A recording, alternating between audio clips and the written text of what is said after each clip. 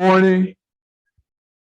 We're going to start our session today with public comment. What? Okay. All right, we're going to start with public comment here. Everyone has 3 minutes for public comment. We're going to begin with Zoe Lee.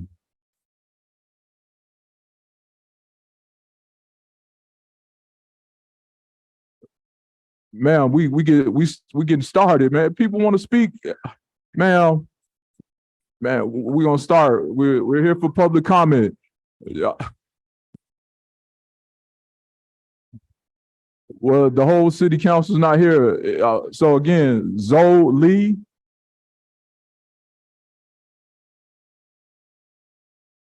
Okay. Mr. Lee, do you wish to speak? Mr. Lee, do you wish to speak?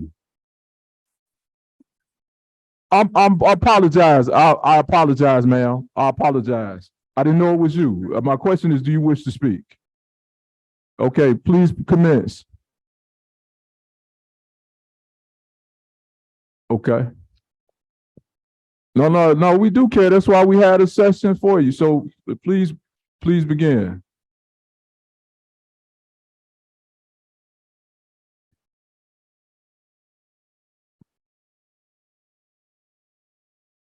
Y'all have a ethics and violation chairman, and y'all violate everything all the time. But I'm not here for that. Anyway, I want to know, I went over to First District yesterday, right? And I went to go talk to the tent people, since y'all don't go over there and talk to them. And they're still waiting for people, to be housed or whatever. They don't speak any English, but y'all had $30,000. I mean, you have 30,000 Ukrainians over here that you have housed. You have they have everything. They have food stamps. They have housing. They have everything with no problem. So I'm trying to understand: is that the money that y'all got from the city? I mean, from the state, to house them, because we keep sending billions of dollars over to Ukraine, and so they're fine. I don't understand that situation, because if y'all have money for that, then I know y'all have money for our reparations. And I'm tired of y'all keep saying it's going to be a study. It's no study when it comes to us being the most oppressed in the U.S. government. I mean, the U.S. and everybody knows that. As Ms. Jackson has explained to me plenty of times, that Black people depend on the U.S. government, right? We don't have an embassy. We don't have a consulate. We don't have any of that. So the fact that we have to go through you guys, and you are taking our taxpaying money, you are taking our resources and giving it to people who have not paid $1 in anything, is insane. And if you think that Black people are going to continue to allow this, you are in for a rude awakening. You see how many Black people are made down here today?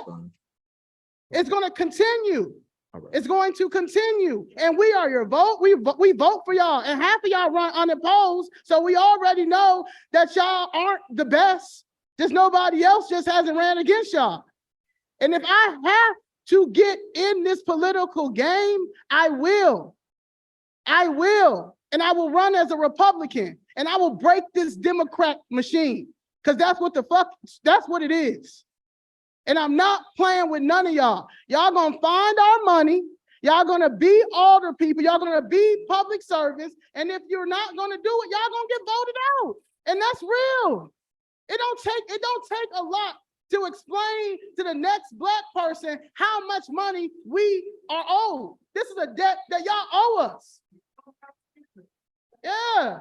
So I'm just trying to tell you, if I got to continue, this is consistency. It's going to be consistent, and we're going to continue to come down here until y'all figure out where our money is. Thank you.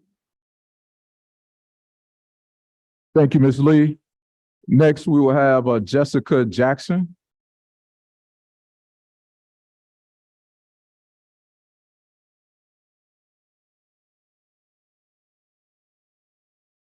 On the matter of reparations, since you all keep saying how you have to study, this issue has been in pocket since 1865. And it started with an order from William T. Sherman, Special Field Order number 15. And it talked about our 40 acres. The mule came later.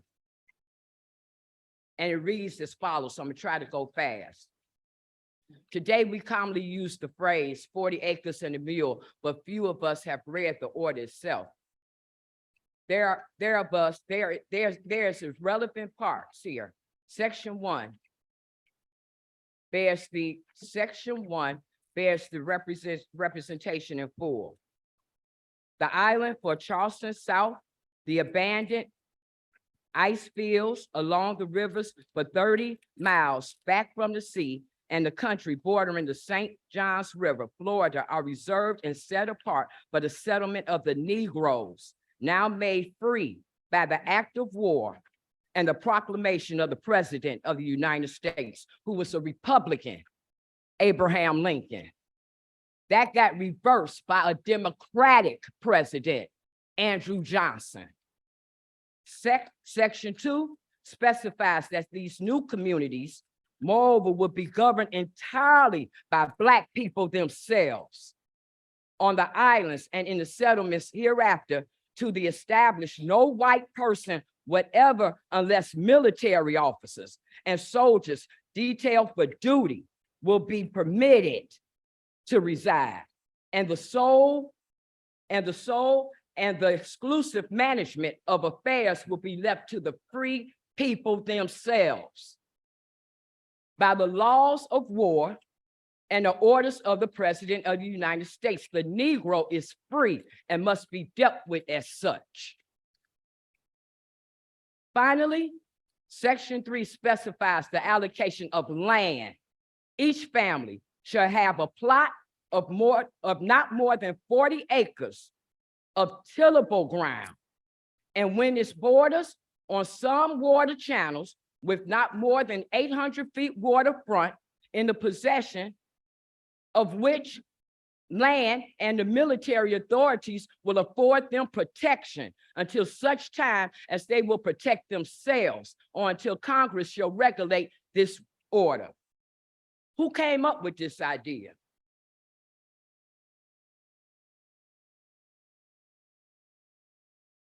Who were there? Who were these 20 thoughtful leaders who exhibited such foresight? They were all ministers, mostly Baptists and Methodists. So when preachers come in here, Ms. Jackson, your time is up.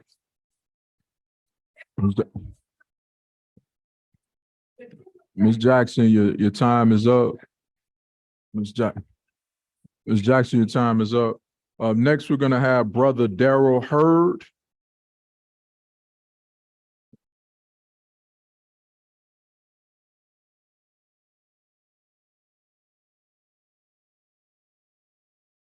Brother Darrell Hurd.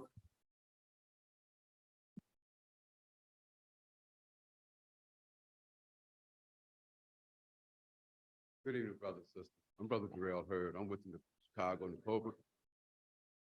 Okay, can y'all hear me now? Yes. Okay, then. Good evening, all my brothers and sisters here. My name is Brother Darrell Hurd. I'm with the Chicago Nikoba chapter, and I'm here in support of the CRR plan for Chicago Robust Reparation Plan at the mayor's up front. To give y'all a little bit of thing about what we're doing here, we're here to try and get something that has been denied us for like hundreds of years. So in the time period that I have, I cannot really expound on it, but I'm just going to say a few things that will give y'all insight. There's a thing of why we are requesting reparation, but it's more to me of why not it has not been given to us. And so right now, we'll come together just to ask this board to do something. I don't want to get up here and argue and debate and make a scene. I just came up here to ask for you to do your job and help us get what we're so rightly deserve. We have so much documents to state the injustice of slavery. We have so much history to state the injustice of the diaspora and everything. And the anger in some of our peoples, all I can say is that I'm thankful for my ancestors' spirits inside of me that still has us fighting for the 435 years plus that we're trying to get reparations. And on behalf of all of the coalitions here right now, I stand in support of trying to get our budget plan passed through the mayor, as also trying to get reparation passed in the nation.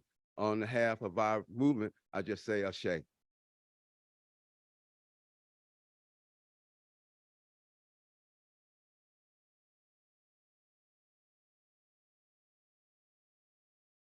Thank you.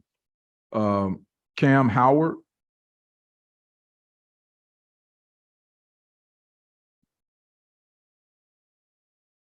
Thank you.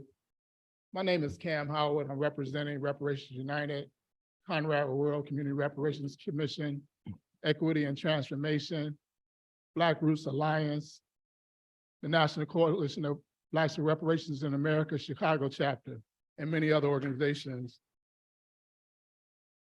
I'm requesting a reparations line item in this year's budget for a robust reparations plan. Chicago, for a long time, has held the moniker as the most segregated city in the nation. It is in fact one of the most ethnocentric and xenophobic cities in America. Each non-Black ethnicity carving out a portion of the city's economy at the exclusion of others. Nearly all at one time or another have or are exploiting the Black community for their upward group mobility. There was a period of rejection to this exploitation in the 1960s and 70s when the Black community began to build a strong political and economic business base.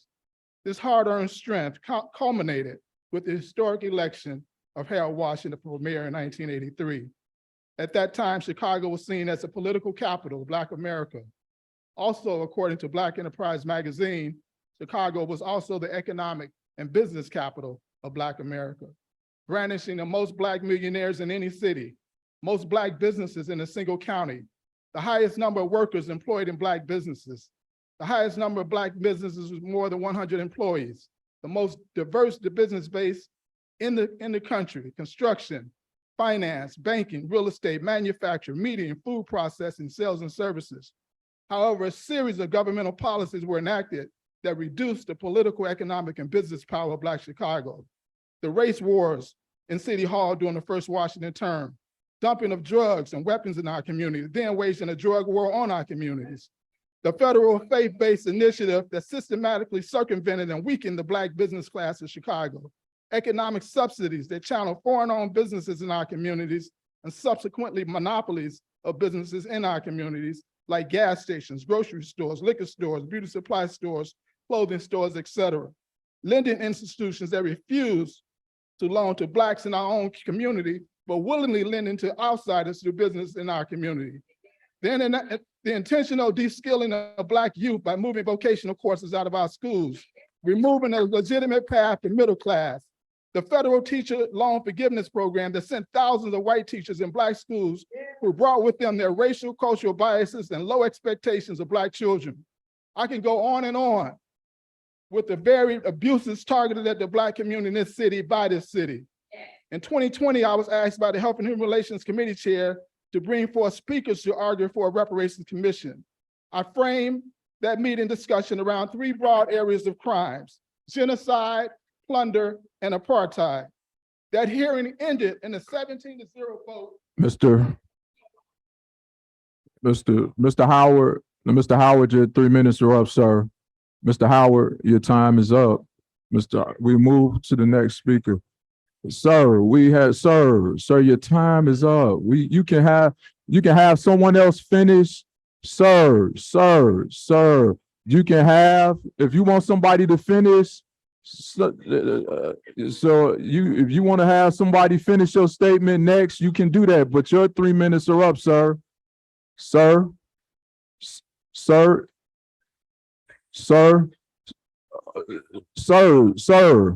Sir, please let the next person just finish what you have. Again, just let the next person finish. Dion Holdrick. Dion Holdrick. Sir,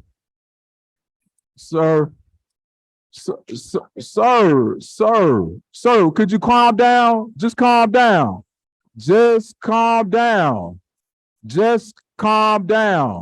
Sir, you have 3 minutes. If you want to give the next person what you have left to finish, that's fine. But We can't extend the time for him. Mr. Dion Holdrick is next. So would you please finish? Would you please finish what he has? I cannot give you any more time. Sir, again, when your time comes up, if you want to do that, that's fine. But Dion Holdrick, your turn is next. If you want him to finish that, go ahead and finish it. But you have to do it. He can't, you can't, you have to do it, sir. You have to finish it. He can't, I cannot allow him to have more time.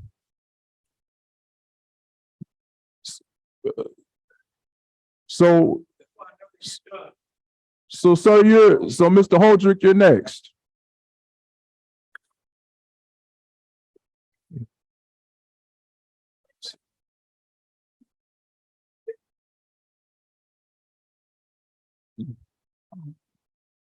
Okay, Mr. Holdrick is next. You got it? Okay, very well, Sarge. He can finish what he has. There's no problem. Go ahead. You can finish. Can you hear me? In 2020, I was asked about the health and human.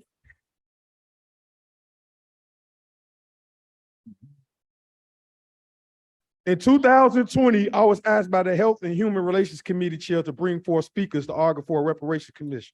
I framed that meeting discussion around three broad areas of crime: genocide, plunder, and apartheid. Their hearing ended in a 17-0 vote in favor of a fully funded reparations committee. They were all convinced. That was followed by a 47-2 vote in full council. However, the only way to address these continuous ills is through reparations, and the only way to fund them is a dedicated line item in the annual city budget. Thank you. You have your time, sir, for whatever you want to say, sir. Well, what I got to say about this issue is, I believe in, I'm definitely with Equity and Transformation. That's the name of the operation I'm with right now. And we here for reparations, you know what I'm saying, from the drug war. You know, it's continuous, you know what I'm saying, heartache and pain that a Black person experienced growing up in Chicago on the west and the south side, you know what I'm saying, with the weed, you know what I'm saying, the bills getting passed, people being convicted for it, people still in jail for it, you know what I'm saying, with the poverty, you know what I'm saying, as far as with the immigrants, you know, really getting everything that's due for us, you know, my people kind of upset about it. That's all I got to say about it. Thank you. Next is George Blakemore. Mr. Blakemore. Listen, they steal my minutes up here. I don't care what goes on with that little beat. They steal, these white folks are steal sweetness out of sugar. They stole us from Africa. You're not giving us reparation. We're entitled to that. That's our blood, sweat, and tears in this country made America what she is. Now America is turning on us. We never got our 40 acres and a mule. You know what the Indian giver? That's the white man signing something and giving you nothing. They signed the Emancipation Proclamation and promise you 40 acres and a mule, and you're gonna get some protection. You have to go right back on the white man plantation as a sharecropper. All these Black people in high places, they're not serving us. So the problem is with us and our elected officials. You set your agenda and they do what you tell them to do. Otherwise, you don't need Black faces in high places. A Black mayor, Black aldermen, Black commissioners. Look at our community. It's something inherently wrong here. On the plantation, the white man made an end. Figure that out. We got to purge ourselves of N-ism. We all have it in us. So we have to change. We have to change our mindset. It's something wrong here. You can go to St. Louis, they got a Black mayor there. You go to LA, they got a Black mayor. and they got black elected officials, but they're not delivering the bacon, the jobs, goods, and contracts and service to black people. Why not? Because they're sellout, house, traitors to the movement, but they're not representing you. If they was representing you, he had power to break the rules. They break the rules when they want to, and they obey the rules that they want to.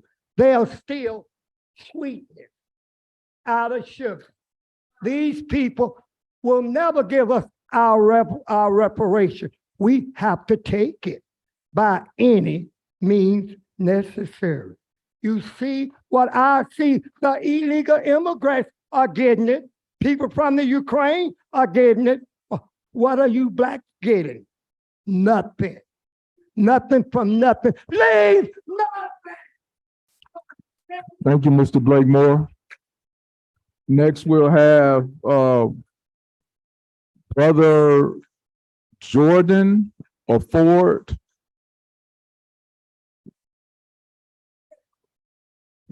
Brother Jordan or Ford? Is it George. Jordan? Okay, very well. Go ahead.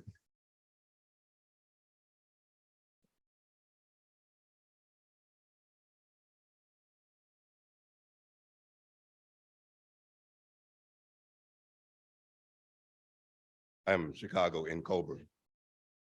We believe the descendants of Africa and Africans. Can you hear me? Mhm. All right. We believe that the descendants of Africans who were captured, taken from our homes, our homeland, enslaved for hundreds of years, and the Americans, and throughout the disparage, be believed that we should become compensated for the injustice, the brutalities, the inhumanities, and the exploitation of racism, white supremacy, economic discrimination, and oppression imposed upon our people, past and present. Reparations, payment for debt owed, the act of repairing a wrong or injury, to aftertone or wrongdoings, to make amends, to make one whole again, the payment of damage to the repair of our nation, compensation in money, land, or materials for damages. In the ancient African Kemetic sense, reparation means to rise up, repair, and restore the ruined and damaged. Please help continue these organizations that are here, supporting them, giving them the things that they're asking for now. Not tomorrow, not 5 years from now. It's been asked already of you, and you sit here and you patronize the idea and write it in your campaigns like it's going to be something that you're going to do, and you haven't done it yet. And you sit here and let us actually argue and mellow between each other like you don't have the power to say, hey, let them talk. You don't know. You want us here to actually examine the idea. That's why we're here. And I'm going to tell you right now, I stand for 1,000 churches in 5 states. And I can feel this whole room of people in the church historically. I can. And y'all sitting here disrespectful. And if you believe in God, you don't. I'm an elder in the church. And I'm disgraced about the city council and any other person that actually is elected official that doesn't actually help the people that were here first to help you put you where you at.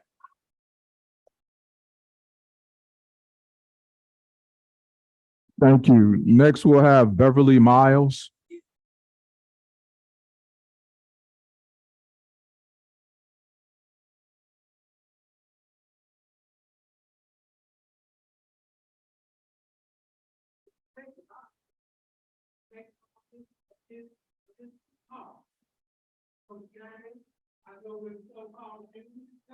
Ms. Miles, please proceed. Good morning. I came here this morning. I don't want to speak to the elected officials in this room, but I want to speak to every heart and the soul of every person in this room. I'm from the west side of Chicago. When I get up in the morning to go to work, when I go to bed at night, The west side of Chicago reminds me of a war zone. When I wake up in the morning, it reminds me of a large psych facility with no walls. This has been going on for a very long time. It breaks my heart when I see all of these illegal immigrants, and I'm going to call them illegal. They're not migrants. They're not asylum seekers. They're illegal. I participated in safeguarding this country. I'm a United States Army veteran. Anytime you enter this country illegally, it is a federal crime. So from where I sit and where I stand, the president, J.B. Pritzker, through Brandon Johnson, are participating in crimes. Anytime, these people are not asylum seekers, because anytime you're seeking asylum, you don't care where you go. Before those people cross the border, they already know where they want to go. Chicago, New York, New Jersey, California. Something is wrong with that. I don't know the jits behind that. And what I am clear about, if you all can give the immigrants, illegal immigrants, money, why can't you all give Black people what they need? We've been talking about trauma and treatment for a very long time. We've been talking about a crime. I mean, to me, it just doesn't make sense. We have Black people that sit here in city council. You guys should be advocating for the needs of our community. I don't know what the issue is. I'm not here to point finger or anything like that. But what I do know, Brandon Johnson inherited this problem. This issue started over a year ago. But one thing I'm 100% convinced about, J.B. Pritzker, fingerprint, print, and footprint is all over this. So whatever their initiative is, I am respectfully asking that you all vote reparation into the line item so we can work on our communities and get our communities well. Thank you, Ms. Miles. Next, we'll have Greg Mann.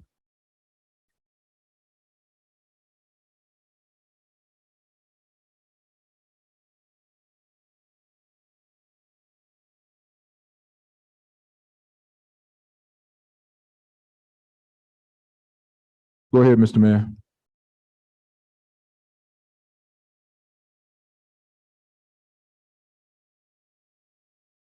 Mr. Mann, please. I want to speak when I have a Okay. clear Mm. line of path to speak here. Oh. Okay, great. Good morning, city councilman, persons. I'm very grateful and thankful to be here today, and my colleagues to be supporting them. We're here demanding, unapologetically demanding that reparation on the war on drugs be added to the city budget for 2024. It's the right thing to do, and each of us, everyone here knows this is the right thing to do.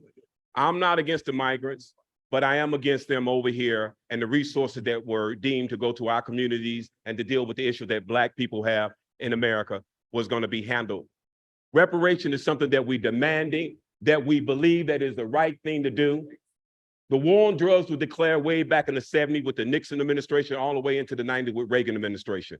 They declared the war on drugs was saying lock up Black men off these corners. They're eyesores in the community, let's lock them up. Mass incarceration wasn't an accident, it was a deliberate act. It was a deliberate act to mass incarcerate Black men. And the commodity, they became a commodity in the Department of Correction because they heap benefits from locking up Black men. So what we're looking at now today, all we're saying is make it right, city council people, make it right. Black folks deserve reparation on the war on drugs, add it to your city budget. Do the right thing, put it on the city budget, and let's get it done. My name is Gregory Mann, that's M-A-N-N. I'm the lead minister organizer for Equity and Transformation, E, that's us. Alderman Irvin, we're deep in your ward in the 28th ward. We love you out there, but you got to do the right thing. You got to come through, you got to add reparation on the budget. It has to be done. It has to be done. And Equity and Transformation is not backing down. We're going to get it done through the city level and through the state level, and it's going to be done worldwide because it's something that needs to be done. I'm a Black man, 62 years old. I'm sitting up here fighting for a cause that should have been taken care of years ago. There's no way that we should still be demanding reparation. First we asked for it, now we're demanding it. Money is going to everything except to the Black families and people that have suffered at the hands of mass incarceration, an intentional act that was done amongst Black people. So where's the healing at? You cannot move forward, nor can you expect the people to move forward if you haven't dealt with the harm that was caused by the intentional hate, the hurt. The knife is in my back. You can apologize to say, oh, we'll sponge your record, we'll clean this up for you and do that for you. But until you take that knife out my back and address that wound, we can never move forward. We can't move forward. And everyone here, we know that's the right thing. It ain't a white or black thing, it's a white thing. We're better than everybody else. And we're learning we're sympathetic with what's going on in South City. We're understanding the migrants. So what about us? That's right. Why would not you say that we want to say that? But what about us? And we want to be us. Thank you. Thank you, Mr. Mann. Next, we'll have Lauren Runnels. Lauren Runnels.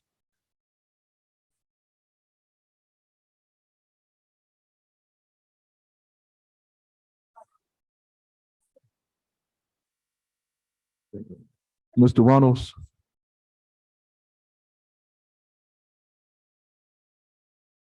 Good morning, members of the City Council. My name is Matthew Swallow, and I'll be speaking on behalf of Lauren Reynolds. I'm a community organizer with Black Roots Alliance, and I'm here today in support of the Chicago Robust Reparations Plan.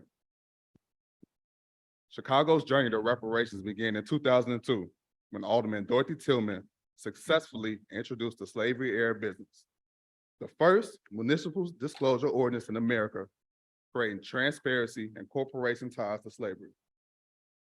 In 2015, Chicago became the first city to pay reparations to survivors of the Chicago police torture under the command of John Byrd.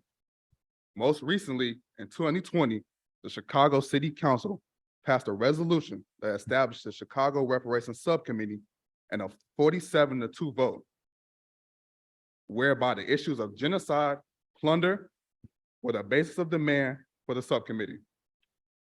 Black Roots Alliance fights for the safety and the liberation of Black people. Today, we are asking for reparations for the African-American descendants of chattel slavery to be an item for this committee. We want the creation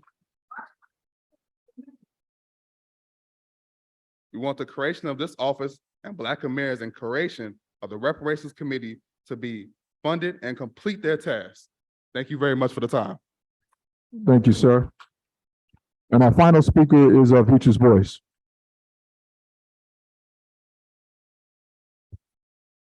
Hi, council members. My name is Beatrice Boyce. I'm the VP of the Conway Rural Community Reparations Commissions. I don't know if many of you know this, but prior to the last mayor election, we met with Mayor Brandon Johnson, and he agreed to support a 100-day robust reparations commission. We've been in this fight since 2018.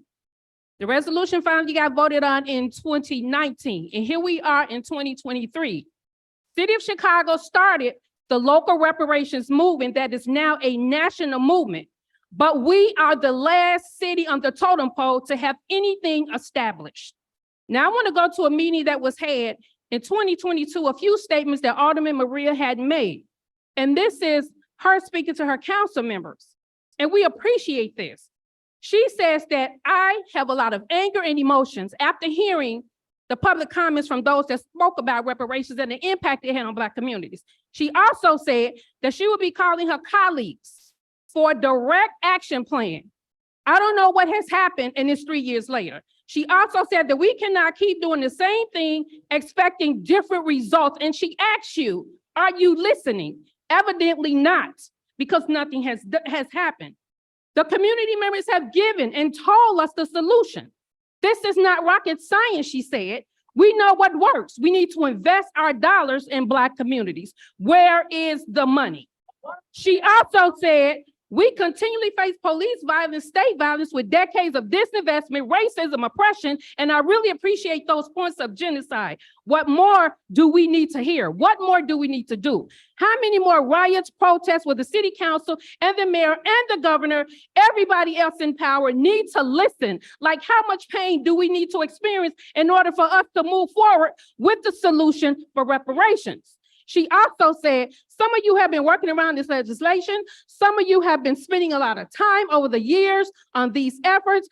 Some of you have outright dismissed any talk of reparations. People are dying, and we all will be judged on the decisions we make over the next couple of weeks. Well, we're 3 years later. We are the political will of the city, and we can do this if the political will is there. I'm asking you, is the political will there for you to finally invest in Black communities? We have 77 communities in Chicago, and all the Black ones are poor. There is not one poor white community in this city, and we pay tax dollars equivalent to them, but yet we suffer the most. I'm asking, no, I'm demanding that your most loyal base of voters, Democrat Party, is the Black vote. And I'm demanding that a line item for reparations be put in the 2024 budget. Thank you. Thank you. That concludes public comment today.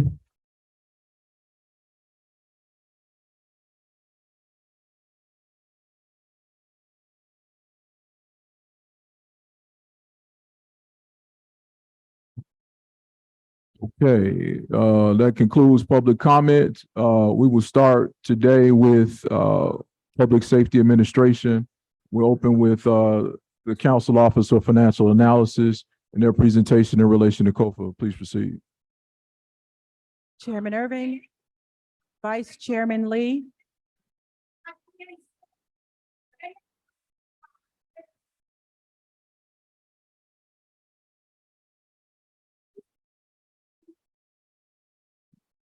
Again, could you please?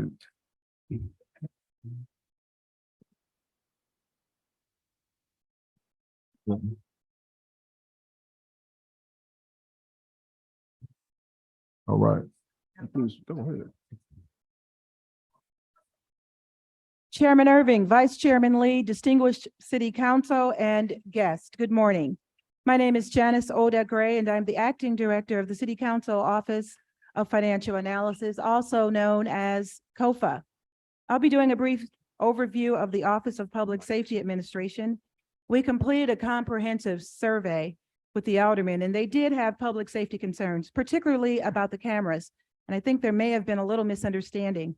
Most of the concerns were directed toward OEMC.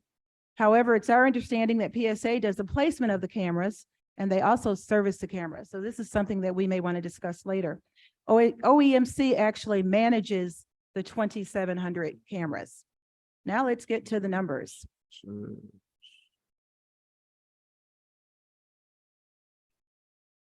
For FY24, it was 171.89 million budgeted. That's 8.5 million less than the revised 23 budget. There were 386 budgeted FTE. That's 24 more than the FY23 budget. Corporate fund accounted for 37.13%. 38.8 million is personnel. 133.1 is non-personnel. Personnel services did grow by 5.1 million, representing a 15.19 increase compared to the revised FY23 budget. The Emergency Communication Fund makes up 43.75% of the PSA budget, representing a 0.16 increase compared to the fiscal year 23 budget.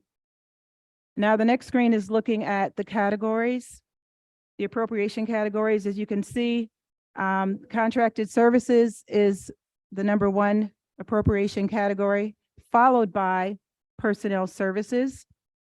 The contracted services had a change of negative 13,572 million for that negative 10.24%. And personnel services did increase 15.2 19%. For funding, when you look at the funding here, as said before, the Emergency Communication Fund, 43.75%, Corporate Fund, 37.13%, and there's several grants which accounted for 19.07%. You see many grants here, but basically it's UIC, and it looks like it's that JAG award, and also securing the cities. Going to the next page, we're looking at permanent FTE by fund type. As you may imagine, most of the FTE resides in the corporate fund, and next it's Emergency Communication Fund. We do have some FTE in the grants. We have 1 in JAG, and we also have 12 in UIC. That's my report for today. Thank you. Thank you, Director Gray. We'll begin with the Office of Public Safety Administration with the Executive Director. If you could introduce yourself and introduce your team and members in the box today. Good morning, Chairman Irving and members of City Council. My name is Anastasia Walker, and I am the Executive Director of the Office of Public Safety Administration. Before I introduce my staff, I just wanted to make one clarification on the presentation. The Office of Public Safety Administration manages all of the camera network in the city of Chicago, to include OVS, body-worn cameras, license plate readers, and mobile cameras. So we do manage all of the cameras. I am pleased to be here today to discuss our 2024 budget. Please allow me to introduce my staff, and when I call your name, guys, please stand up. Frank Lindblom, to my right, is the First Deputy Director. Natalie Gutierrez is the Managing Deputy Director of Finance and Administration. Dan Casey is the Managing Deputy Director of Public Safety IT. Bob Lindowski is the Managing Deputy for Human Resources. Sarante Smith is the Deputy Director of Finance. Leon Leak is the Deputy Director of Video and Analytics Systems and Cybersecurity. Dennis Baliga is Deputy Director of IT Infrastructure. Kevin Pater is our Contracts Administrator. Joy Brown is our Director of HR. Joel Brown is the Deputy Director of General Support Services. Will Rainey is the Director of IT. And Tanea Williams is our General Counsel. Since 2020, the Office of Public Safety Administration has managed administrative responsibilities on behalf of the Chicago Police Department, the Chicago Fire Department, and the Office of Emergency Management and Communication. We are also tasked with new initiatives such as supervising and managing the daily operations at the Public Safety Training Center located at 701 North Kilbourne Street. PSA's combined experience and expertise in administrative, technological, and fiscal management not only showcases how valuable PSA to the public safety portfolio,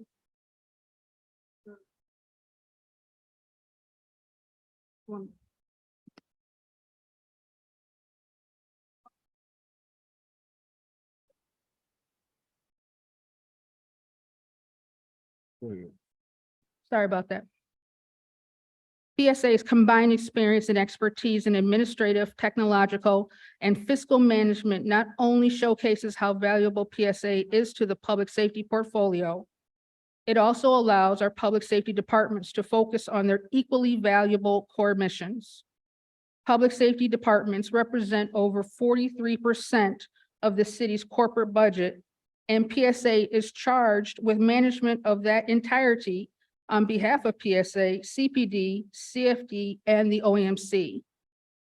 PSA's annual tasks include managing $3 billion in public safety finances, executing payroll for over 23,000 public safety employees, administrating and managing over $334 million in grant funding, managing over 100 contracts, processing human resources transactions for over 2,000 vacancies, managing all aspects of public safety technology that includes the public safety camera system, interoperable radios, 911 computer-aided dispatch system, records management system, and Next Gen 911, and managing public safety vehicles and buildings. PSA is also tasked with setting goals for civilianization, cost reduction, finding efficiencies, and improving administrative and technology functions for public safety. And as executive director, it is my duty to report on the work this department has accomplished and our future goals. The value gained from consolidating functions at PSA that were previously operating independently under separate public safety departments has resulted in the return of 115 police officers from PSA back to police duties and produced over $20 million in cost savings. The inception of PSA has also resulted in the following cost savings: $4 million in personnel savings, $10.9 million in efficiencies throughout technological improvements and solutions, and $5.2 million through contract renegotiations. PSA has also found efficiencies in improving technology and administrative functions through new and numerous initiatives that did not exist when employees were working in separate public safety departments. These examples include modernizing CPD's timekeeping and time cards, increasing efficiencies and finding cost reductions related to public safety cameras, including license plate reader recognition technology, realizing cost savings within the purchase of additional body-worn cameras for the police department, upgrading radios to secure communications, and eliminating disruption in all CPD districts as part of PSA's ongoing radio upgrade project, beginning the first stages of the supplier diversity program to increase diversity and MeBe-Weebie in all public safety contracts, replacing over 5,000 computers in all CPD districts, as well as for fire and OEMC. Over the next few days, you'll see some PSA staff here today supporting CPD, CFD, and the OEMC at their budget hearings, prepared to answer any additional questions related to these elements. As executive director, it is my ongoing objective to continue to execute PSA's mission through the hard and exemplary work of the staff present here today. And while we are still a very young department, I am very pleased with what we've accomplished and will continue to make efficient use of all city resources and build on the progress we've already made. I, along with my staff, are prepared to answer your questions at this time. Thank you. Thank you, Executive Director Walker. We'll open questions with Alderman Burnett. Thank you very much, Executive Director. First of all, I want to thank you all for all the work that you do. I noticed that last year, you had several vacancies, like 70-something. Now you have like 104. What is it? Are you not hiring, or is it people aren't applying, or what's going on? Well, thank you for that question, sir. Anastasia Walker, Executive Director. Like every other department that you've probably heard, we have had challenges in hiring. We have engaged in robust recruitment efforts. We're going to continue to do so. I've had a couple of positions where I've had to post multiple times, but it's not for a lack of trying. Okay. And then, can you tell me the diversity in your department? Sure, I can. You want the total department? Yeah. Diversity? Sure. We have 277 employees in PSA. 5.3% is Asian. 0.36% is Native American. African Americans make 43.2%. Hispanic makes 14.1%. 17.14. Thank you. White is 30.7%. I do not have any persons that are Native American or Pacific Islander in origin. And multiracial is 1.7%. And there is 1.43 that is unknown. Of the 277 in PSA, 133 are women and 144 are men. Yes. So what type of jobs do you post? we post positions for all of public safety and my department as well. So what type of employment would that be? Are they lawyers? Are they computer techs? What type? Police officers, firefighters, paramedics, for PSA or for all of public safety? Yeah. What type of jobs do you be looking for that people want to apply for? Oh, I have positions in tech. I have positions in HR that for investigator. I have a doctor position that I would love to hire for that I've had to post multiple times. What is a doctor position? The doctor A is doctor? a doctor for PSA Medical. Yes, sir. Okay. Just like any other department, from tech all the way to administrative. So do you think, is there something to do with the city's pay being non-competitive with the private industry or something? What do you think the challenge is? I don't think it's necessarily that. I just think that it's tough to, find viable candidates. Especially for tested position, there's a strong no-show rate for those positions. But I don't think it's anything that the city is doing wrong. No, sir. And then how you doing with your contracting? The maybe. Contracts, yeah, what type of, with your diversity with contracting? Sure.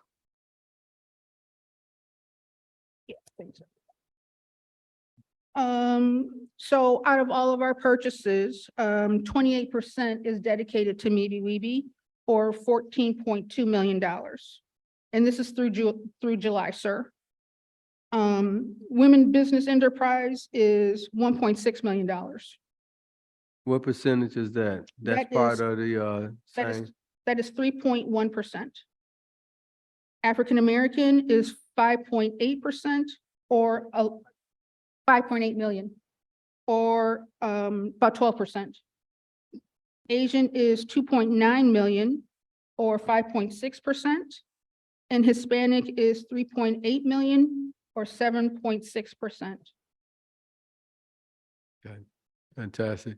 So if you, and then I think all of these departments, it'd be good if you let our officers know of your vacancies and when you're putting them up so that we can try to share it with our community. All of us have newsletters and things like that. Maybe we can try to help you all find some folks. One thing I would like to offer up for 2024, we are going to be hiring 20 new timekeepers. And that's going to be releasing 71 police officers from doing that work. So if you know someone who wants to work for the city of Chicago and wants to be a timekeeper, send them my way. All right, give me that information. I got some timekeepers. I can think of time. Absolutely. stuff. Thank you. All right, good deal. Thank you. Thank you, Alderman Burnett, Alderman Dow. Thank you. Thank you, Mr. Chairman. Hi, good morning, Ms. Walker. Good morning, ma'am. How are you? All righty. Last year, you talked about the first stages of your supplier diversity work. And I noticed that you're saying the same thing this year, that you're in the beginning stages. So what happened between last year and this year? What has been accomplished? Are there any challenges? I noticed that the numbers are lower in your contracting. Sure. I'm going to turn that over to Natalie Gutierrez, who's going to give you the details about that. Good morning, Alderman. Natalie Gutierrez, Managing Deputy of Administration.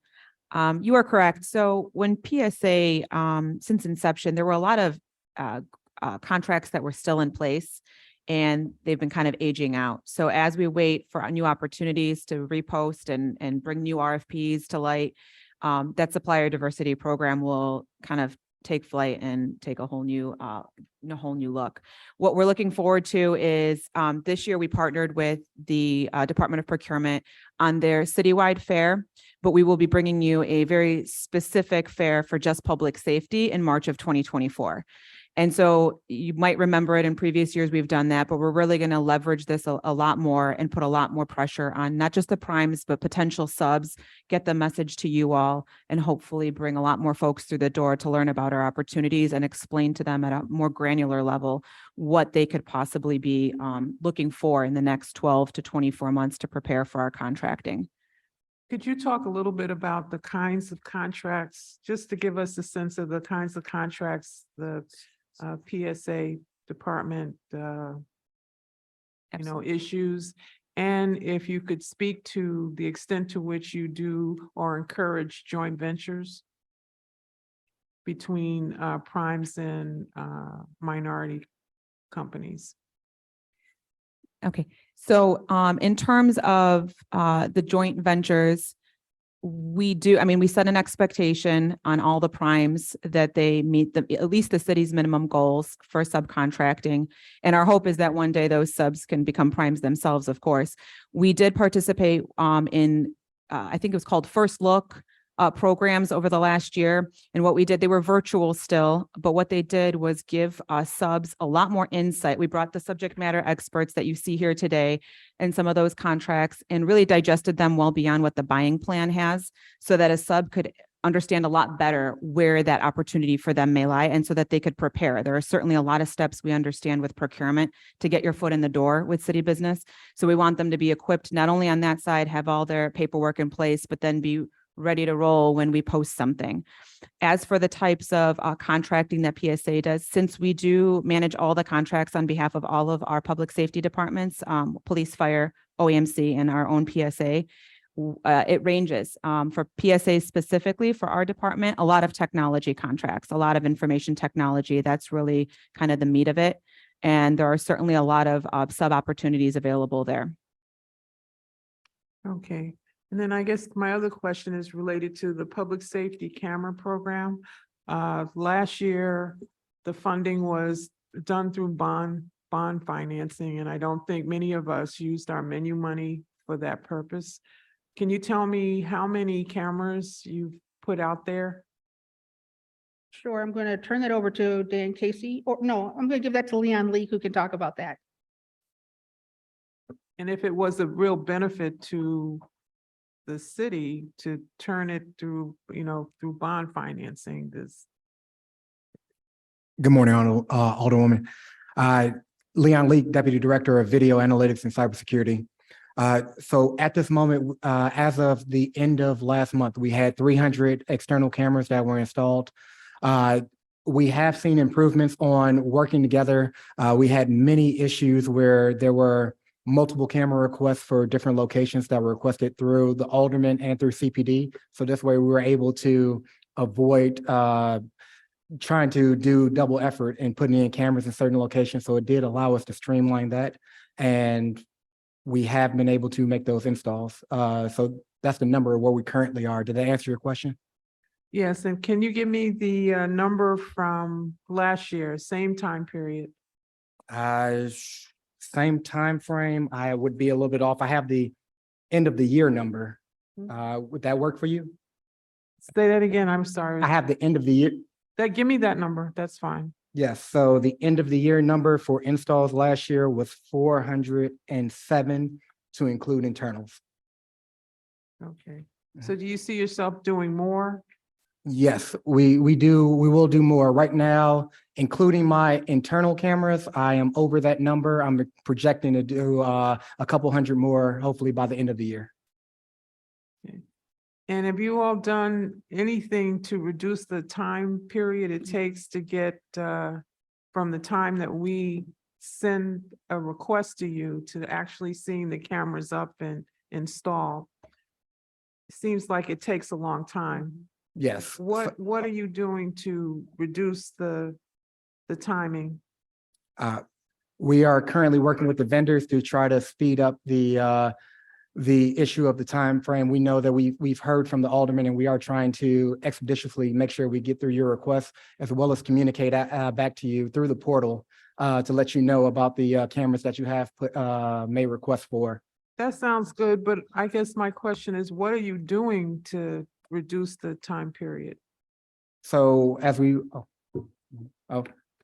Alderman, As we work with the vendor, what we're trying to do is we're trying to work with them to pretty much get the equipment early. So that way we can try to answer these requests more efficiently. Roughly with our So it's a team. vendor issue. It's not an issue with what, the bureaucracy. Alderman, I'm going to ask Mr. Casey to also chime in on that, if that's okay. Okay. Large, like all, Daniel Casey, Public Safety Administration, IT. For the mic to you. Mike Nana. Okay, sorry. We had, like everyone else, large challenges with supply chain issues with our vendors. We have very particular cameras that the city requires in terms of frame rate. Also for higher level definition. We require that because it's often used for evidence. So our requirements for supply chain for the types of cameras we need are specific, and that was extremely limited during the COVID period. We're still coming out of that, and we understand with our vendors, the amounts of equipment, as Mr. Leak spoke about, will be much higher this year, and we'll be able to meet our demands. So you don't see this extending into 2024? I think we'll be recovering and seeing much better numbers in 2024 based on what our vendors' predictions are. All right. I don't have any more questions, Mr. Chair. Thank you, Alderman Dow. Oh, Riley's over there. Alderman Quinn. Brenda, you got questions?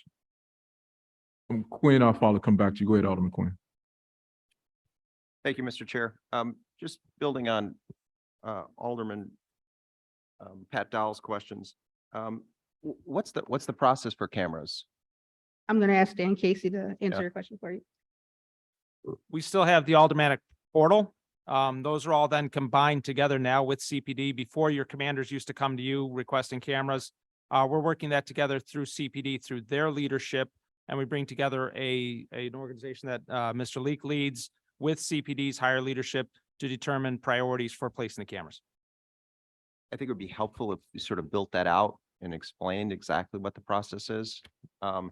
Last week, Superintendent Snelling was talking about how technology is going to play a big role for him moving forward. From your perspective, can you expound upon what that looks like? As a support department in public safety, I view all of our public safety departments as my customer. And so I know that Superintendent Snelling is supportive of any technology that helps him carry out law enforcement responsibilities. So if he makes that indication to us as a department of his technological needs, then it's our responsibility to get that to him, find the funding, and make sure that any contract lives up to the service level agreements. And more specifically, how does your budget proposal speak to his statement? I'll let Mr. Casey talk to some of that. As the executive director spoke to, we started very hard with hardware installations. We've done over 5,000 computers that needed upgrades in the police districts, and also their vehicle hardware as well. Now we're moving towards software, which is very important for the superintendent. Does that speak to the uptick in line 0140? Partially, sir. Sorry, 0149. There's an uptick there. Yeah, For that's software maintenance and licensing? yes. Yes. Okay. And how about 0138 for professional services and technology maintenance? That is public safety network server for maintenance of iClear. And we also had about $20,000 that was transferred over to us from CFD for their telestaff maintenance, and that is a staffing software. What if any role do drones play? For me, Right. Do you have drones? Are you using drones? do we do not, but I believe we do have a contract for them, but we just monitor the contract and make sure that they live up to No, the no drones have been purchased? That's one of the questions I got into with superintendent during his confirmation hearing about the use of drones, specifically like on street takeovers. And he said, oh, that's a great idea. Well, help us understand how drones are going to be used. I believe OMC has drones. You believe, okay. Yeah. Okay. So if we could recap, I'm interested in a formalized process on how cameras are going to be received by your department, the LPR cameras as well. I'd like to be able to share that and be on the same page with my commander. Understood. Great. Thank you. Thank Thank you. you, Mr. Chair. Thank you, Alderman Quinn. Alderman Riley, followed by Alderman O'Shea. Thank you, Mr. Chairman. Good morning. Good morning. I wanted to talk just a little bit about how you're doing, meeting your goals for civilianization efforts, cost reductions, financial efficiencies, et cetera. In your narrative, you mentioned that since 2020, consolidation resulted in 115 officers from PSA back to their police duties for a $20 million cost savings. How many officers have been shifted to police duties this year? This year. So. Is it what? I think it's 12 this year. We have 35 left. But 12 we shifted this year. So we started off with 150. We have 35 left and we shifted 12 this year. Okay, and I'm sorry, and could you also repeat how many sworn officers do you have in the 2024 budget? Sworn. They're not in our budget, but they would be detailed to us. So we have 35 left. 35. Yes, sir. Okay. Do you have any sworn vacancies being funded in the 2024 budget? No, Is and how does that work? Do you reimburse CPD for those officers, or they're just detailed? they're just to you? detailed to us. I see. And you've added, is it 20 timekeepers? Yes, we're going to be adding 20 timekeepers. Those are new personnel line items in our 2024 budget. And those 20 are going to be releasing 71 police officers from doing that work. We also have a project manager in our IT section that we're going to be hiring next year that's going to release an additional police officer in our budget as well. Okay, and so to make it clear, so, I think you're around, you still had, I think, around 100 sworn last year, not, I guess, this year budget. So you're moving another 71 officers back to police duties Correct. in this, but that's Correct. music to my ears, because we need more police officers performing police duties. Let's see here. And how many of those remaining officers are performing timekeeping duties right now? 71. I'm sorry, the officers, sworn officers that are remaining in 2024 budget. And well, next year as soon as we begin hiring, none of them will be doing the timekeeping work. Okay. And I see that is it true you also have sworn officers in information technology and finance administration? I also have some in medical. Right. Oh. Medical, I understand. Yeah. Okay. How many in each of those two divisions? Oh, a break. I'd have to get you that through the chair. Okay, thank you. Hold on, Alderman Wiley. Why is it taking so long to bring the timekeepers? That was like one of the first things that was talked about when you all were brought online, was timekeeping was a function that could easily be done by a civilian. And why is it taking all of this time to get to this point? Well, with COVID and the challenges of hiring and having the work to make sure that it's getting done, these officers did have the payroll expertise to carry that work out. So I did not want to rip them away and then, be left with, a staff that was short.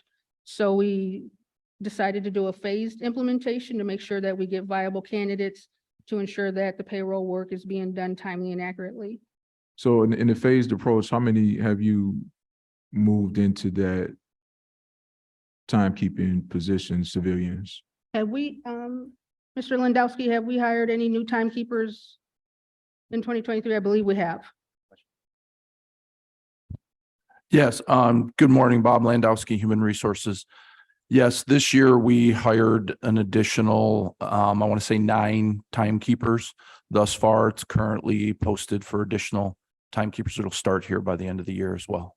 So you hired 9 timekeepers this year? And then you hired 9 this year, and then you moved 9 people from their respective roles in the district back to general law enforcement? So, Bob Landowski, Human Resources again.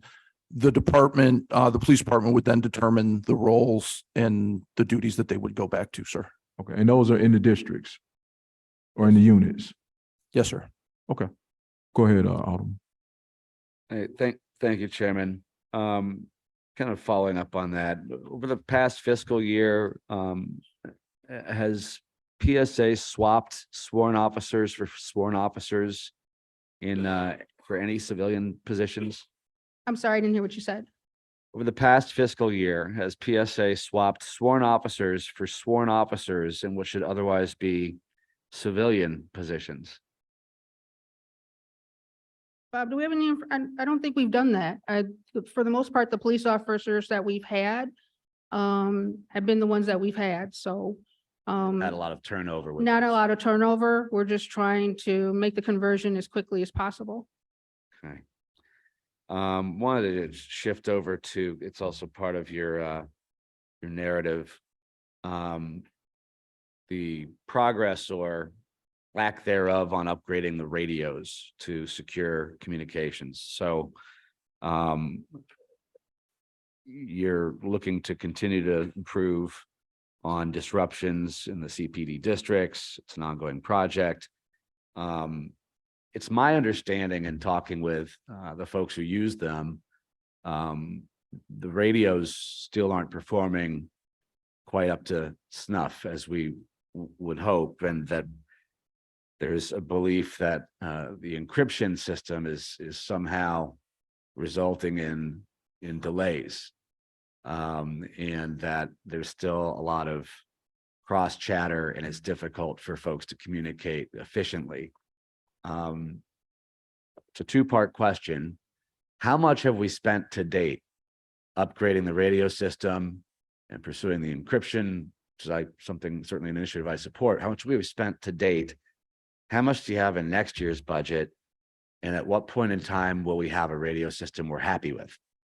Okay, so I can handle the first part. The radio encryption cost us approximately $40 million, and that was through grant funding. And I'm going to turn it over to Dennis Baliga, who can talk to the technical aspects of radio encryption and what we've done there.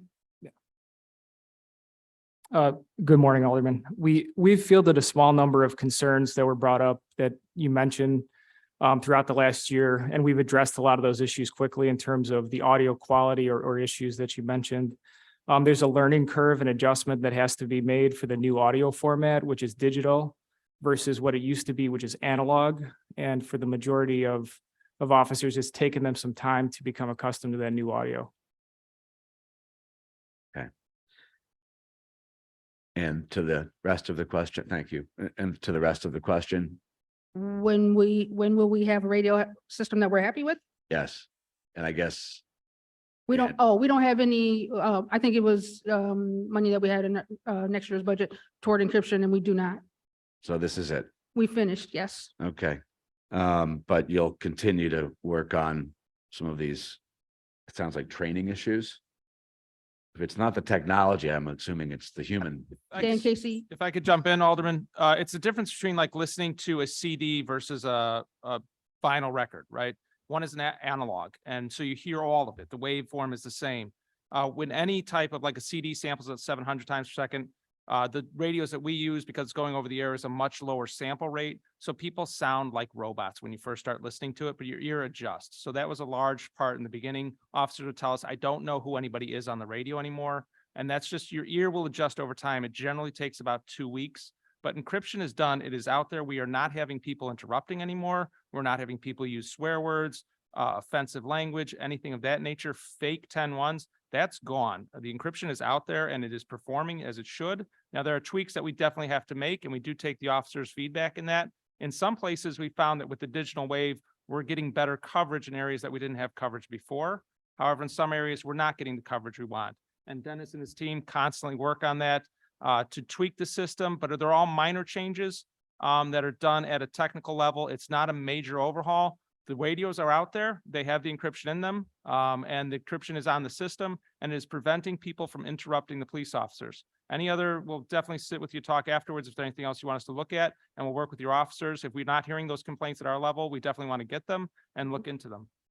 Thank you. And the concern is that, to your point, I think, Chicago's geography, we've got high density areas with really tall buildings that prevent us from using other police technologies, sometimes interferes with our GPS systems in other departments. The concern is we want to make sure that that communication is functioning well down here, especially given how busy the central business district gets around protests and massive public events and the marathon and Lollapalooza, all the fun stuff, right? So making sure that the folks that are using them down here are efficient as well is really important to me. So look forward to having that conversation offline. Thank you, Commissioner, and thank you, Chairman. Thank you, sir. Thank you, Alderman Riley. Alderman O'Shea, followed by Alderman Villegas. Good morning, Director. Good morning, sir. How are you? I'm doing well, thanks. I want to start out. Over the last few years, we've talked about how there needed to be upgrades in our Chicago Police Squad cars. Can you tell me where we're at with that and what's been done? Sure, I'm gonna give you a high level and then I'm gonna pitch it to Dan again. We've made significant progress in the mobile solution for CPD and all of public safety, quite frankly. We've also replaced over 5,000 computers in police, fire, and OAMC. And Dan, if you can go into details, that'd be great. Absolutely. Dan Casey, Public Safety Administration. So Alderman, as we mentioned, we're focused on the hardware first. And Dennis Baliga over here has done a great job with his team putting in the DEX solution, which is cellular based. Back in the day, the officers had a laptop mounted in the vehicle, and that didn't work out well for them to take it to the point of the incident to take the report. Now with the cellular based device, they can take it with them from the vehicle and get the information right on scene. Also, we put in the vehicles with his team more LPRs that are based on the in-car camera. So we're working on a project right now that'll expand our LPR in the vehicle by hundreds. So instead of just having 200 and some LPR vehicles in the fleet, we're going to have hundreds more. Hey, Dan, can you also talk about how we kind of shifted the distribution of body worn cameras? Sure.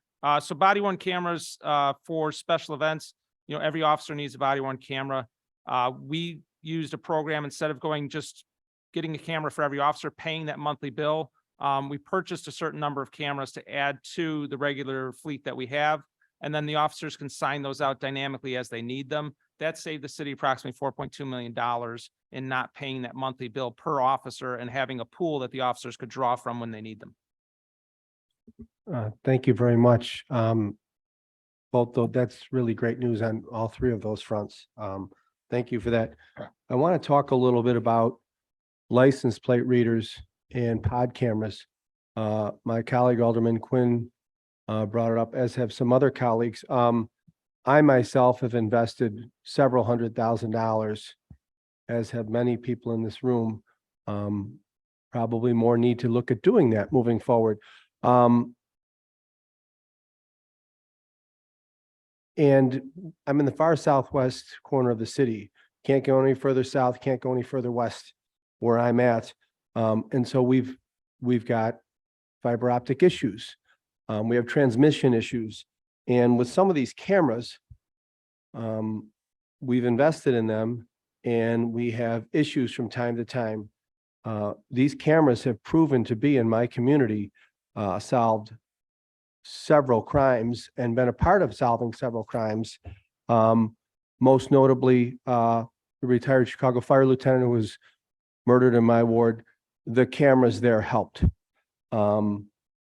The shooting of Chicago police officer Danny Golden, the cameras there helped law enforcement in tracking the perpetrators, all who were in custody. I'm looking at investing several $100,000 more dollars, leaning on the expertise of the leadership at the 22nd District, where we should be putting more license plate readers, more cameras. My concern is, as some of the locations, and I don't want to get into it here, continue to have some issues. And as I say that, I want to be very clear. Your team has been extremely responsive. They've met me multiple times, both on site and at the 22nd District, but yet we still continue to have some of these issues. So I'm just looking for a more long-term solution. As Alderman Quinn pointed out, Superintendent Snelling has said, we need to invest more in cameras. That's the future. We're never going to have anywhere near the number of staffing with the Chicago Police Department ever again. So we need to invest more in cameras, and I want to do that. I want to make sure we're doing that efficiently, and I want to make sure we're getting the bang for our buck. So I just want to ask that in the coming weeks, if I could have some of your folks come back out to the 22nd district, and we see if we can identify. I also want to point out, the state has been in communications with the city on $20 million in cameras. Has that come to public safety yet? Natalie, I don't believe so, but Natalie, it hasn't come to us, correct? Correct. We have Natalie Gutierrez, Public Safety Administration. No, we have not received it, but would be welcome to that opportunity. And PSA would be managing that on behalf of the city. We could certainly use $20 million of cameras, folks, couldn't we? Throughout our city, particularly Lakeshore Drive. Director, thank you very much. Thank you to your team. That's all, Chairman. Thank you, sir. As soon as the budget hearings are over, I'll reach out to your office and we'll get something scheduled. Thank you. Thank you, Alderman O'Shea. Alderman Villegas, followed by Alderman Napolitano. Thank you. Thank you, Mr. Chairman. Good morning, Director. Good morning, sir. As I'm looking at some of the highlights that you put in your presentation, the majority of it is related to IT. And so is PSA, because of the consolidation of IT and 2FM to AIS, is that a function that you guys took over, or what role does AIS play as it relates to IT? Because it seems like it's another department that's dealing with IT instead of just having one department that deals with IT. Excuse me. So PSA is responsible for all public safety IT. And I think with this newly formed department, that's going to be to determine, but we're probably going to be more than lockstep with each other as they begin to develop as a new department. But PSA is responsible for all public safety IT. And so what exactly does public safety office do? What do you guys do? Because are you guys just the administrator, like paperwork for the public safety departments? So this is our third year as a department, and we are responsible for all the administrative, finance, grants, medical, HR, payroll for all of public safety, So then, including my department as well. so then CPD, CFD, OEMC have no HR, no IT, no other administrators? Everything is housed in your department? Correct. Okay, and you mentioned there was a $20 million savings on this consolidation or the creation of this office? No, the $20 million was a savings in returning in civilianization. So just as a point of clarification, everyone that you see here, including myself, we all came from public safety. Before I became executive director, I was the chief admin officer for the Chicago Fire Department for many years. Frank came from CPD, worked at OEMC. Between my senior staff, we have almost 400 years of public safety experience with the city of Chicago. So we're able to do this job and leverage the work of this department because of the relationships that we've developed, but more importantly, the relationships that we've left behind. So the work that we're doing, it's just a change of geography, sir. Nothing has really changed. As the chief admin officer, I was in charge of budget prep. I was in charge of some HR functionality, and that's how it is for the folks over there in the box. So it's just a change of geography for us, but the work continues and we're doing that work. So the $171 million,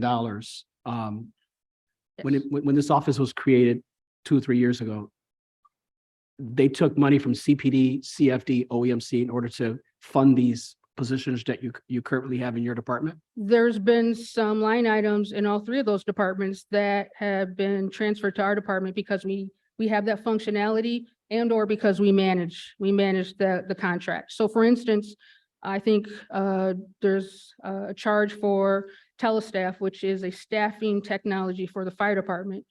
That technology and that maintenance cost has been transferred into our budget because we're the tech folks, and if there needs to be some type of maintenance, then we're the subject matter experts that can make sure that maintenance is executed.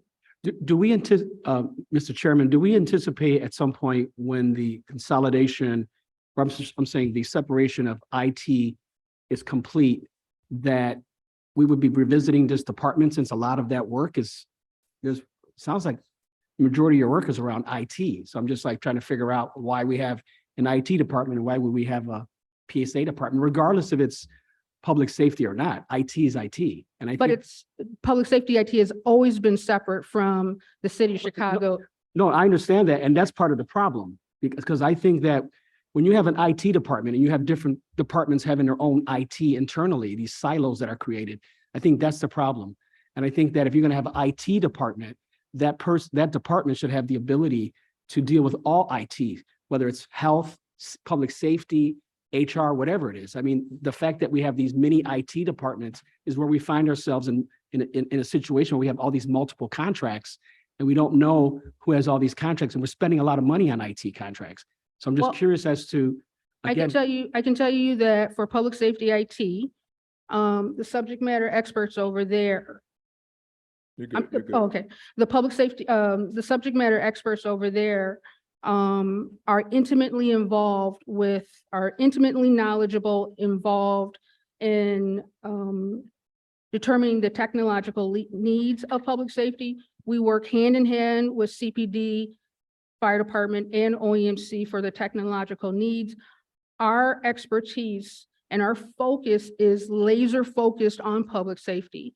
And so while I believe, this carve out of IT is a good thing, it's another example of shared services. We have a finite expertise that has served well, I believe, and not only being able to, provide public safety technology, but to also figure out where the efficiencies are and where they should be, and that's representative in our budget.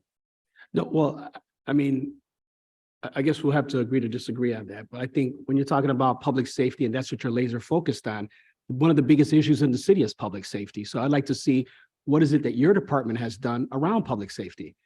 Mr. Casey, do you want to speak to that? Dan Casey, Public Safety Administration IT. If I could make an analogy, it's like the difference between the Army and the Marine Corps. It's mission focused. For things that we share services on, we follow them lockstep. We're lockstep with them on cybersecurity. We work daily with them. Certain things, they take the lead and we work with them. They have on FMPS, chips, those types of administrative functions and applications. But we have applications that don't touch the rest of the city, CAD, Next Gen 911, certain police applications for arrests, the things that need to be treated differently with CJIS, Criminal Justice Information Systems. So we have a different mission statement. We have a different esprit de corps. We have a different way of working with our customers who are police and fire that makes us different from them. Although it looks the same to an outsider, it's very different at a granular level. Let me just say this, the city must have a comprehensive, cohesive IT platform and IT solutions. I think the question that Alderman Villegas brings is valid as it relates to that coordinated effort. And I think the question does require some further detail and further understanding, because as lay people, IT is IT, right? So it's on you all to help us understand what the differences are, what the nuances are, and if those things should be separated will be a matter of policy that needs to be determined by the executive and legislative branches of this government. So I do agree that this needs further conversation and delineation. However, we won't be able to solve that here, and I think that may be a matter for the Committee on Technology, and also joint together, also potentially with public safety as well. So it may just land right back here anyway. So but it does beg a further discussion and conversation with not only your office, but with our chief technology officer, because all of this stuff should be functioning and working together. So, Mr. Chairman, I just have one quick ahead. comment. The ERP that's being proposed, in there's a big part of it is time and attendance. Because we identified that there's an opportunity to save millions of dollars, upwards of 40 to 50 million around the modernization of time and attendance. And so when you're hiring timekeepers now, how is that going to play out once the implementation of ERP comes into play? Because there's a movement to modernize the time and attendance. I'm just curious as to why would we be funding timekeeper positions when we're taking a look at modernizing that through the ERP? Well, one of the main components of the 20 timekeepers is to release the police officers that are doing that work. It's going to be 71 that are going to be no longer doing that work, that can be focused on, they can now focus on police work. But I'm going to turn it over to Bob Landowski, who can talk more about EAP and the timekeepers that we're going to be hiring. Yes, good morning, Bob Landowski, Human Resources. Yeah, so the requirements for timekeeping for our public safety and police specifically as well is very unique. So yeah, the ERP is going to help the system and the city as a whole. But over time, yeah, those timekeepers are going to support that system and assist. And you know, it's very important to ensure that, you know, all our employees are paid properly. And this is going to help ensure that. And then. Hold up. What is so unique about timekeeping that it is so specialized and so different that nobody else can do it but the police department or the fire department? I've heard that for years, that our timekeeping is something like mystical or magical or something that the average person can't figure out. Well, help us to understand this, because you all continue to say this, which is continue to delay this process for the last at least 3 years. And it has supposed to have been happening even before PSA came about. So you all have to put some meat on the bone of this to help us to understand what is so magical about public safety timekeeping. Frank Lindblom is going to speak to that. All right, Frank Lindblom. Correct, Alderman. It is kind of one of these mysteries, right? Like Anastasia said, I came from OEMC. When I got to CPD, I was like, why is this going to be so hard, right? With the timekeeping. The biggest thing is, right, the city's been trying to implement a new system to replace CAD for the last almost 15 years. In 2007, they tried to actually put a new system out to bid. Nobody actually bid on it and got awarded. The problem with trying to get CPD's staff to actually work within the current CADA system is all of the different contract rules. So all the pay elements that are in there, it would cost near up to $500,000 just to program that software to get everything into the current system, but we're trying to replace it at this time. So yeah, but what is it? I mean, if it costs us $500,000, I mean, that's 5 officers. I mean, that doesn't make sense. If we got to program a system in order for it to do what it needs to do, that's what we need to do. Because if we free up 70 people because we're going to spend $500,000, sound like a good return on investment. No, so CPD currently does have a timekeeping system. It's just not the same as the rest of us use for the city.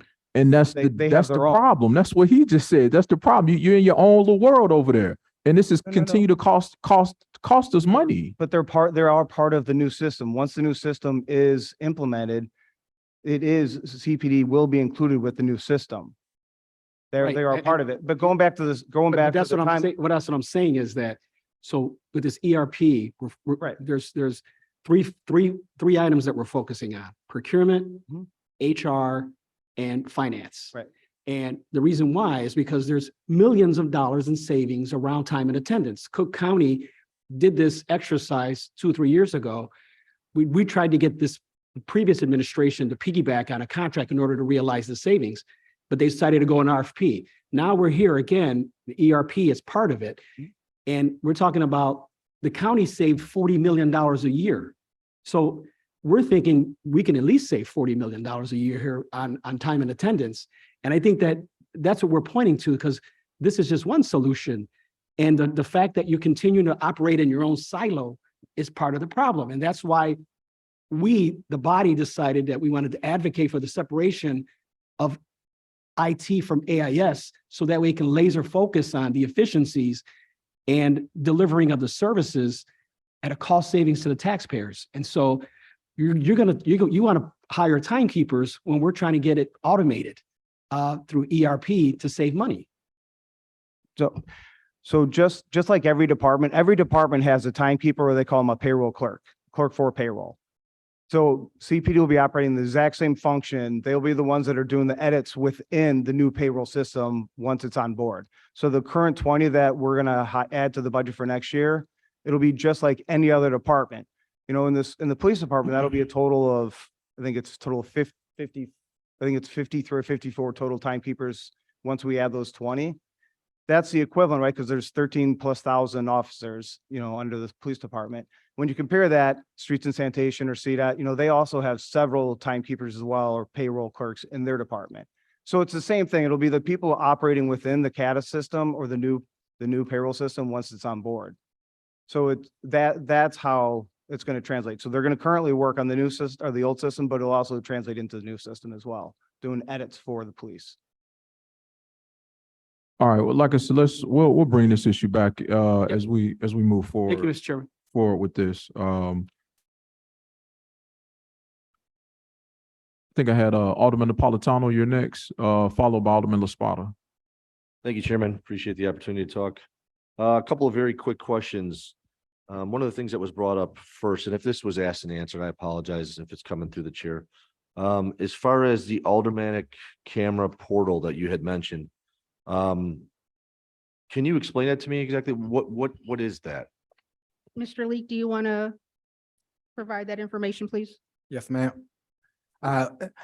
Deputy Director Leak, Video Analytics and Cybersecurity.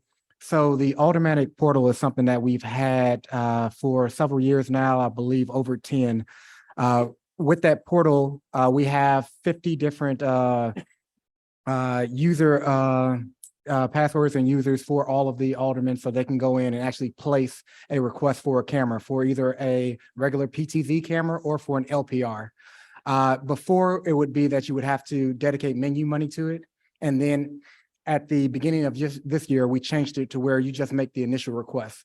But to your point, Alderman, if you need any assistance or your staff, please don't hesitate to reach out to me, and then we can walk you through not only setup, but also making sure that your staff is able to make requests. Okay. Thank you.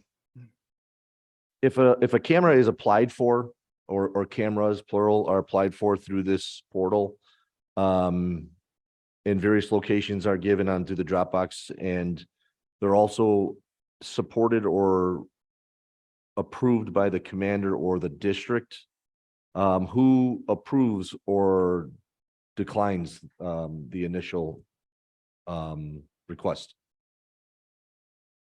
Once again, Deputy Director Leak, Video Analytics and Cybersecurity. Once we receive your requests, we then take all of the requests that we currently have from not only the aldermen, but also from CPD. And then with a team from CPD, we then go from there and we work with their priorities to then select the locations that they want to install as we go through in phases, sir. Okay. And through this portal, and I think the answer is through. Alderman, hold on. Sir. You said that he puts in a camera request and somebody has to approve his request in his ward? Is that what you just said? Yes, so all of the requests get pulled together. We then go from there and we work with CPD for their priorities so that we can make installs, sir. So wait a minute. So if he puts in a camera request, you're telling me that at points you deny his request? No, we never deny a request. We only have so many cameras that we install per year. So we work with CPD on their priorities for where they say there's a need. And then that's the gap that He we said address. it's a need. Well, how do you get to determine what the need is in his ward? The need that CPD identifies is based on operational need. It could be based on crime stats. It could be based on a whole host of things that CPD has the information on and that they share with us. And so when we have this pool of requests and we do review it with CPD, we lean on expertise from CPD on whatever the operational need is, and they make the identification on where the camera should go. We want to make sure. He makes when you go into the portal, it tells you where do you want the camera to go. I want the camera to go in the northwest corner of Keeler and Madison. That's where I want the camera to go. I'm paying for the camera. That's where I want the camera to go. What you're telling me is that no, CPD gets the opportunity to say, well, nah, I don't want it there. I want it over here. Well, we also want to make sure that camera requests are not duped. So there might be elected officials who may not be aware of cameras that are already in existence. So we want to make sure that any request is not duped. And, you know, if you make a request, Alderman, of a camera and, you know, maybe you want it here, but operationally it should go here because there's already a camera. There's a lot of moving parts when it comes to ordering cameras and installing cameras. And we rely on CPD to give us that expertise. Well, Chairman, that's kind of the direction I'm going with it. I appreciate the enforcement on it as well, from you. My question is after we go into that portal and pick out the cameras and locations, who pays for that? Where does that bucket of money come to pay for those requests? It's out of the bond fund. Bond fund, okay. Because leading to exactly what Chairman brought up as well, we've put in numerous amounts of requests for cameras, corroborated by our district commander that they're needed, and haven't seen, and I'm not doing this at all because I know that the difficult part is to get the cameras to put them in. I get where that leads, but we haven't even received as much as an approval or a denial on many of these locations that we've put in. And my frustration is this.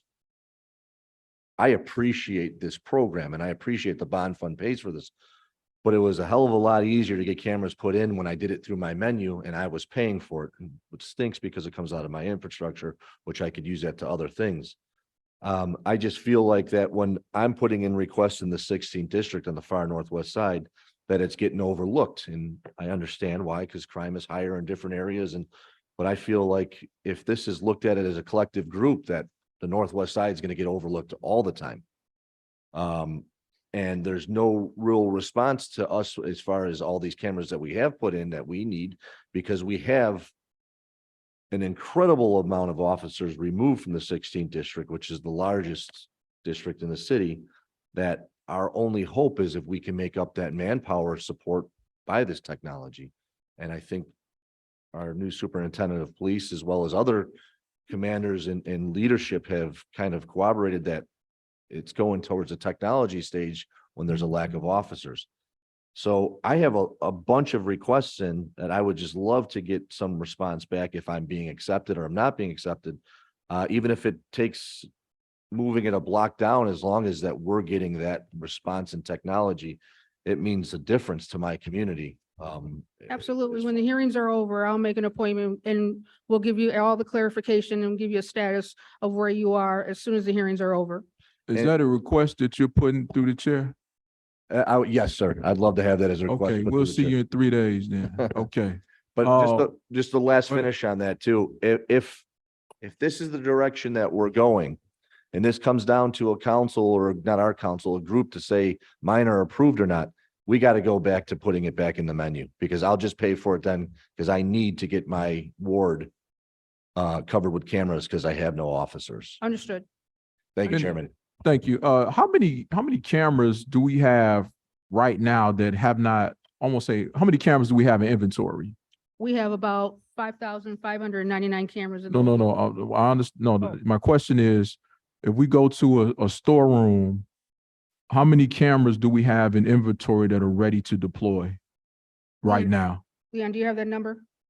I do not have the exact number. You have an approximate number. An approximate number, we have roughly 80 LPRs and we have 120 PTZs as of the beginning of this month. Okay, so help us to understand the disconnect. If you got, well, the one part, it was we don't have the cameras. Now we have the cameras. What's holding us back from getting them installed in places that people are needing, unless you've got, your deck is clear of requests. And from what Alderman Napolitano just stated, it doesn't sound like that's the case. So what's the hang up on getting those cameras from request stage to actually installed on locations where they've been requested by members of council, the police department, and everybody? Yes, sir. Again, Deputy Director Leak, Video Analytics and Cybersecurity. So we are currently still working through our requests. It's not just we would go and immediately put up a camera on a site. There's still investigation and prep that we do beforehand to make sure that we're able to place a camera or a pod on a certain location. So we have to do evaluations. We have to check with the infrastructure and make sure everything works from there, sir. Once we have that, then we go and we actually start to execute and do installs. So we are doing installs. We are over 300 external installs already this year. So there are installs happening, and we're currently still working on additional ones as well as we speak. But it's not, there's not a huge, I'm trying to look for the word, but it's not a huge gap, sir. We are addressing them as they come in and trying to make sure. We're also looking at the ones that CPD has put on a priority and said there are certain locations that are in areas that need to be addressed. And we're like, okay, let's see what we can do to try to see if maybe we can do something with other camera requests so that we can fulfill those and take care of those needs. So we're not ignoring anyone's request at all, sir. We're trying to answer them as expeditiously as possible. But I do hear your feedback, sir, about the status of your request, and I hear that loud and clear.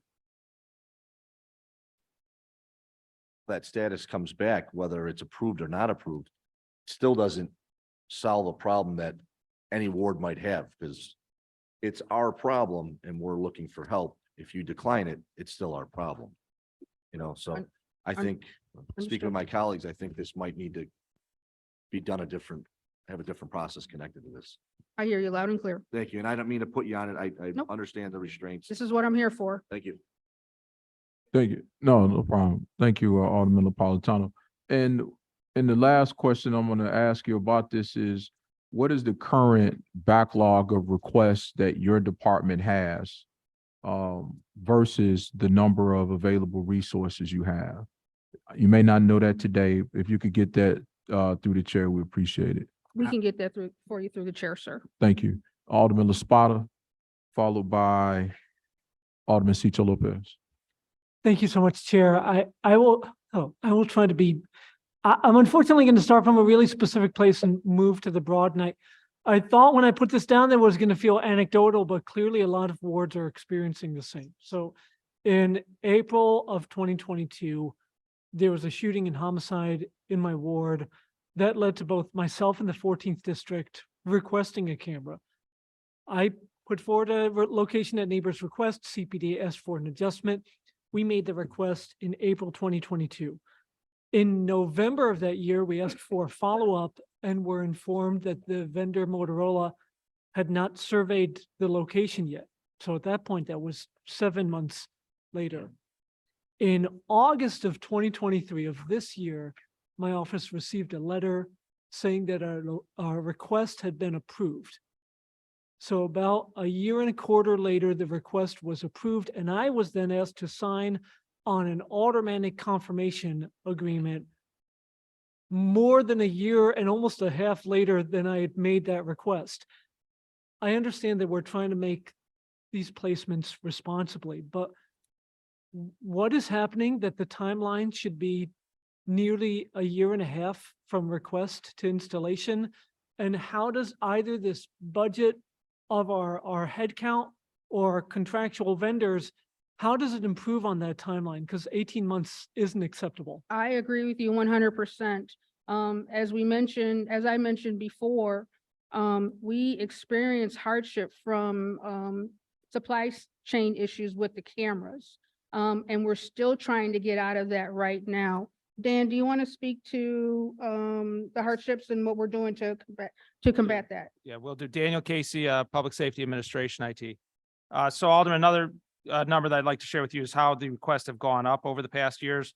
In 2017, we had 16 aldermanic requests for cameras, then 51 in 2018, 2019 was 65.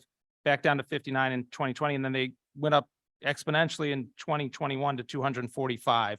So not only were we at that point at a high point for supply chain challenges, we also had a high point for demand. Understand, so how does the budget that you've put in front of us reflect being able to accommodate that increased demand?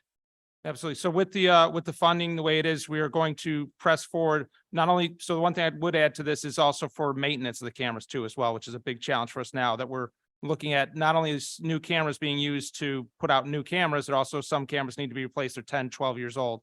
So the budget we have now focuses on maintenance and new camera installations. And we will get a better transparency project together with you, get your information back to you sooner, have a single pane of glass so you don't have to wait for us to come back to you. You can see where your request is in the process, and we're going to be rolling that out in 2024. And what, based off of this budget, what would be a reasonable service level agreement, so to speak, for alders to request from when we put a request in through the portal to when that request is either approved or installed? So I don't have that exact timeline for you right now, but I think that's something we could definitely work out and agree with you on, and you can hold us to it. I appreciate that. If you could. No, You guys have to have some Pause my level time, of pause my idea. time, please. Yeah, pause this time. You gotta, that's basic. I mean, people are asking a basic time frame on when you put an order in to when something's going to happen. I mean, you guys have to know what that is, or give us some level of an expectation, especially if you got 100 and some cameras sitting on the shelf. Well, I mean, that's only fair that you all have some level of expectation, that he gets a level of expectation. It shouldn't be a year and a half. We know that much. I mean, come Absolutely. on. Yeah, absolutely. And so right now we can do 30 or 40 cameras per month is where we're tracking at. We're working with the vendor for next year to have a larger request up front. So those 100 and something that they're not on the shelf, just sitting on the shelf, they're earmarked, they're going out. We're doing 30 or 40 cameras every month. Those cameras, we will get that to you. So we know that number, we know where the requests have tracked, and we know where the replacements are. So we will get you a much better number. Okay, I appreciate you picking up the rebound there, Chair, and we will follow up on that. I have a couple more questions. I may end up being around too. I'll try to be quick. So in response to that, a lot of we have heard that it's helpful to have some of the mobile pod cameras that some of our districts have now that can be more expeditiously moved to various hotspots. Is the Office of Public Safety Administration looking at the procurement of additional mobile pod cameras? Yes, with Public Safety Administration, Dan Casey, again, Public Safety IT. With pod cameras, we used to just be trailer based before Public Safety Administration. We worked on it, worked with some experts in the field. We decided to procure rapid deploy kits. It's a smaller camera, can go up faster. We did 4, they were extremely successful. We did 4 more. We're going to continue to do those. We're going to add them because we've seen from, not only CPD and the alderman that this is a quick response that we can get out there quickly. It only needs electricity. It's built in a box. Now it's cellular, which in some areas of the city is going to have challenges, but we believe with 5G and some of those enhancements that's rolling out through the city, that video will be much better at a cellular basis. And Dan, how many are we looking to procure for within the 2024 budget? I think we're looking at 8, but I'll get that number to you for sure. Okay, might follow up with the chair on that. My last question is related. So I just want to try to jive this against what I see in the CPD budget. For CPD under it's 3063, pages 2011 to 2012, their administrative support division, the head count goes up to 172 from 123. My expectation would have been, as we continue to invest in the Office of Public Safety Administration, it would reduce the administrative headcount for CPD, or at least keep it flat. But to see such a significant increase within their administrative support, I'm trying to figure out how to make those numbers jive between what we're trying to accomplish with your team and what we're seeing on their side. Alderman, what page are you looking at when? That is pages 2011 and 2012, item 3063.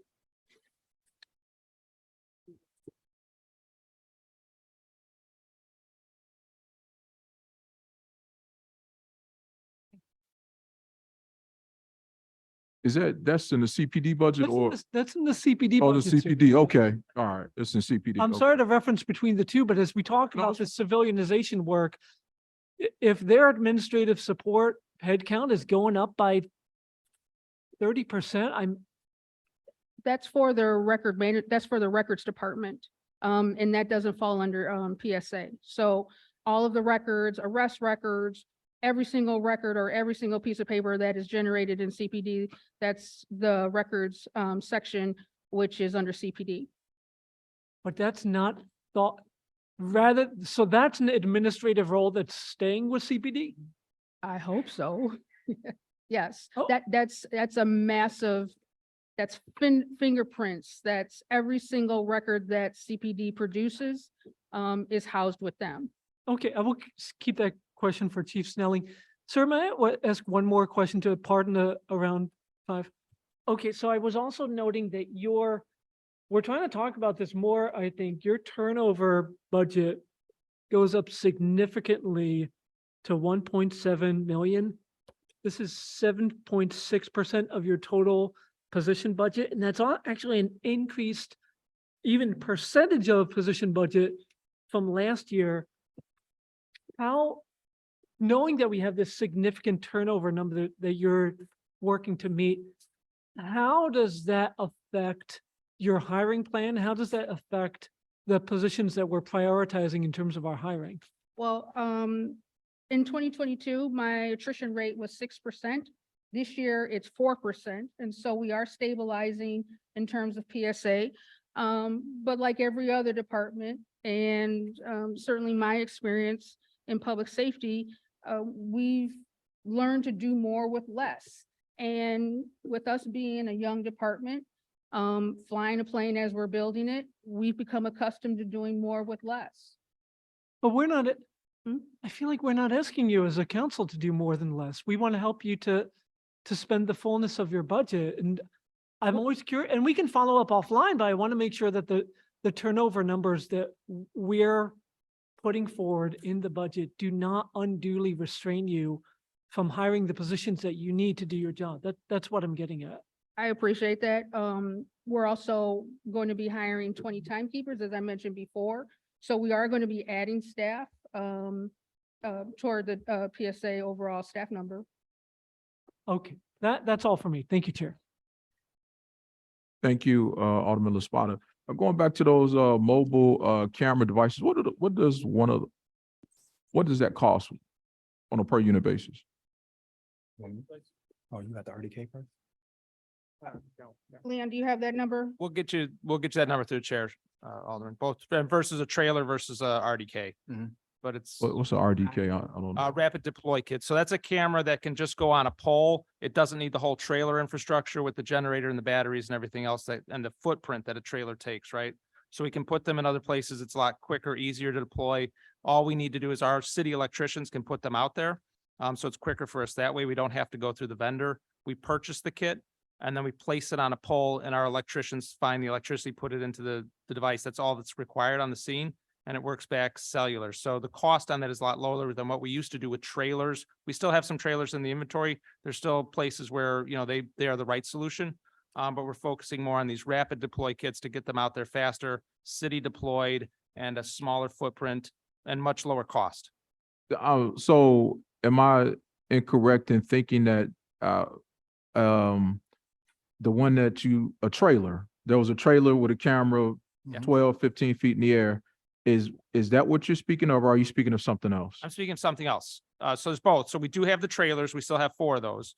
But we've been procuring rapid deploy kits, which is basically a box with a camera on it that goes on the pole, similar to like your regular Like the camera. original series that they first came out with. Not without the lights though. Without Just the a- light, just camera. okay. The difference is on what takes a long time, as Leon was speaking about, is backhaul. If we're putting a camera in for a permanent solution, we either need fiber, like the Alderman mentioned, we need a wireless backhaul or cellular. In the past, cellular was not ideal because it's just trying to get that video stream across a cellular connection is generally not ideal.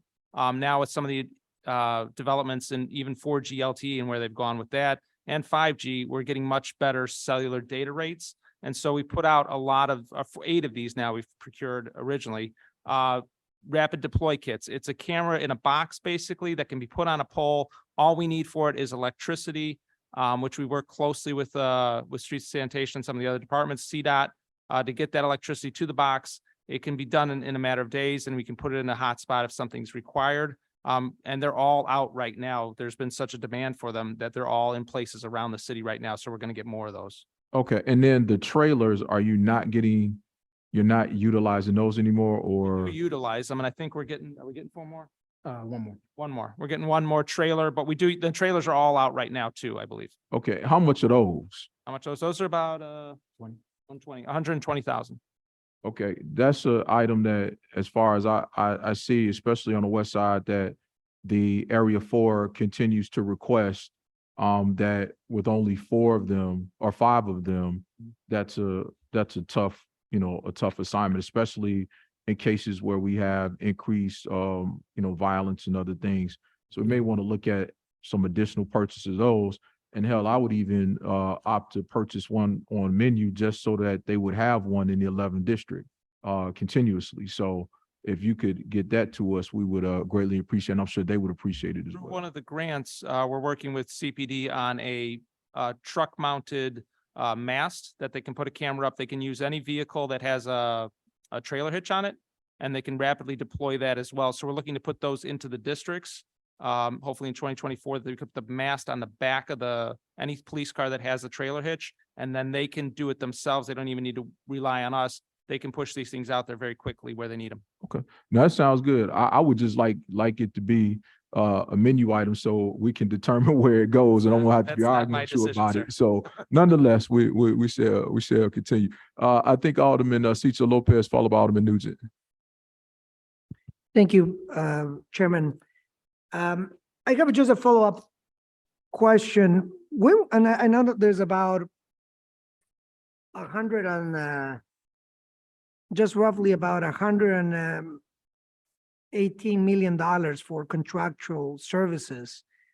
When was the last time that we did an audit in terms of like our equipment and, just to see what we have versus what we are acquiring? When was the last time that the city conducted a comprehensive audit?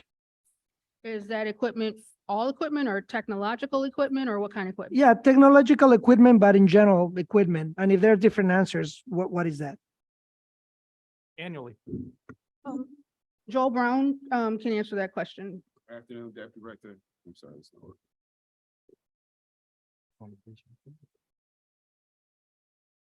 Good afternoon. Good afternoon. Deputy Director of General Support. We complete an audit of all equipment yearly. And in terms of like the equipment, and in terms of the efficiencies of recommendations of these audits, what is the protocol in terms of incorporating the recommendations of audits as well as maybe recommendations from the Inspector General's office? What are usually the protocols to incorporate those?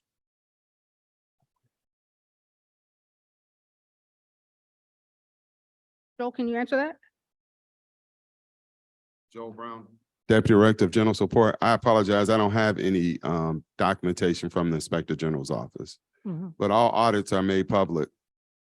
So 2 things. So in terms of, and they can be submitted through the chair.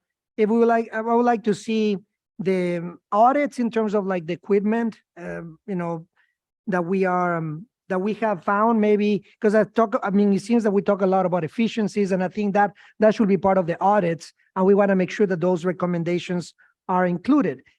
Additionally, right, and I think also that can be through the chair, I know that the Inspector General provides yearly recommendations or quarterly recommendations. I would like to see if there's an analysis of what kind of recommendations, of any, are included from the Inspector General office. The reason why I mentioned this, and I know that this use of, for instance, of technology like the shot spotter has been questioned by the Inspector General.